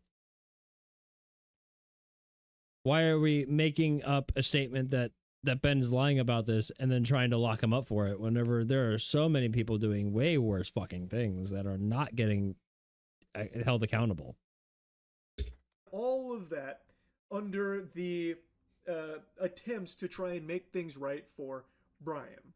And like I said, again, even if you don't agree with all the ways he went about it, nothing would have been changing without Ben doing those things. Brian still wouldn't have been getting what he was owed, or Bricks and Minifigs and the franchisees would have still been just giving him the cold shoulder, treating him like dirt. So I think it has been a positive thing that Ben has gone to bat for. And now I think this latest decision is one that can be unanimously booed. To now silence the guy who has been talking about this and diving into it, I think is always just a completely inexcusable look. And here's the thing, even if Bricks and Minifigs does end up winning against Ben, this kind of decision here is just such an underhanded, shitty tactic, already on the back of them trying to take down his Patreon, his main source of income, that it is inexcusable and, in my opinion, pretty unforgivable. That is an irreparable blow to their reputation. Even if they do win, no one will be able to look at this company the same way again, and probably won't feel comfortable doing business with this corporation. That's what I think. And I agree. Again, his investigation has spread beyond just Bricks and Minifigs. Like, it showed some very questionable, very, very shady shit from the American Fork Police Department, obviously. But it doesn't seem like the American Fork Police Department is the one that is now attempting to censor Ben here, under threat of throwing his life away if he continues to talk about them and show his investigation. That is Bricks and Minifigs, the mystery company, whom I believe to be Bricks and Minifigs based on what I think is pretty obvious evidence. Yeah. They sent court papers to my email, which I guess a judge approved for them that this was a valid form of service. And so now that I'm officially served, I cannot even mention this company or I will be in jail and everything. Normally I would be like, screw the big guy telling me what to do. I'm going to do what's morally right. But in this situation, if I do that, then all my friends get screwed with this lawsuit and we lose all the GoFundMe money we raised, like, immediately. Completely understandable. I don't think there's a soul on this planet that blames him for that. There's really no other option than to comply with the demands of this lawsuit here, because if he doesn't, then everyone's getting face fucked. Not just Ben, anyone that was even attached to a single tendril to this case here, including the main victims here, Brian, they would then lose everything that was built up across this with the GoFundMe. So it makes sense why he is unfortunately having to make this decision to not continue talking about it and putting forth the evidence in part 3. I am very curious. Okay, this is just going over the video we watched at the beginning of the stream, so I don't think we need to watch this entire one. I'm incredibly blown away by everything that we've looked at today. Like, I'm angry. I'm like angry. I'm pissed off. This is ridiculous. This is insane. The amount of bullshit that it's not even like legal hoops that we're jumping through to fuck this guy over. It's just corruption. It's just, hey, buddy, high school friend, college friend, go put him in a cop car and arrest him. Take him away from my house. He's harassing me. This is literally just a community, not just of friends. This is a religious community sticking together and collectively fucking this guy. Even it's like the reason I can say that, it's not just the police, it's not just the courts, because it's the people who like, yeah, I know he's in that house, go get him. What does it have to do with you? Fuck off. Get out. Get out of here. You're muddying up shit that does not fucking concern you. I'm just insanely blown away, and I already said my personal connection to this. Like, if my grandfather were in the same situation, there'd be blood in the streets.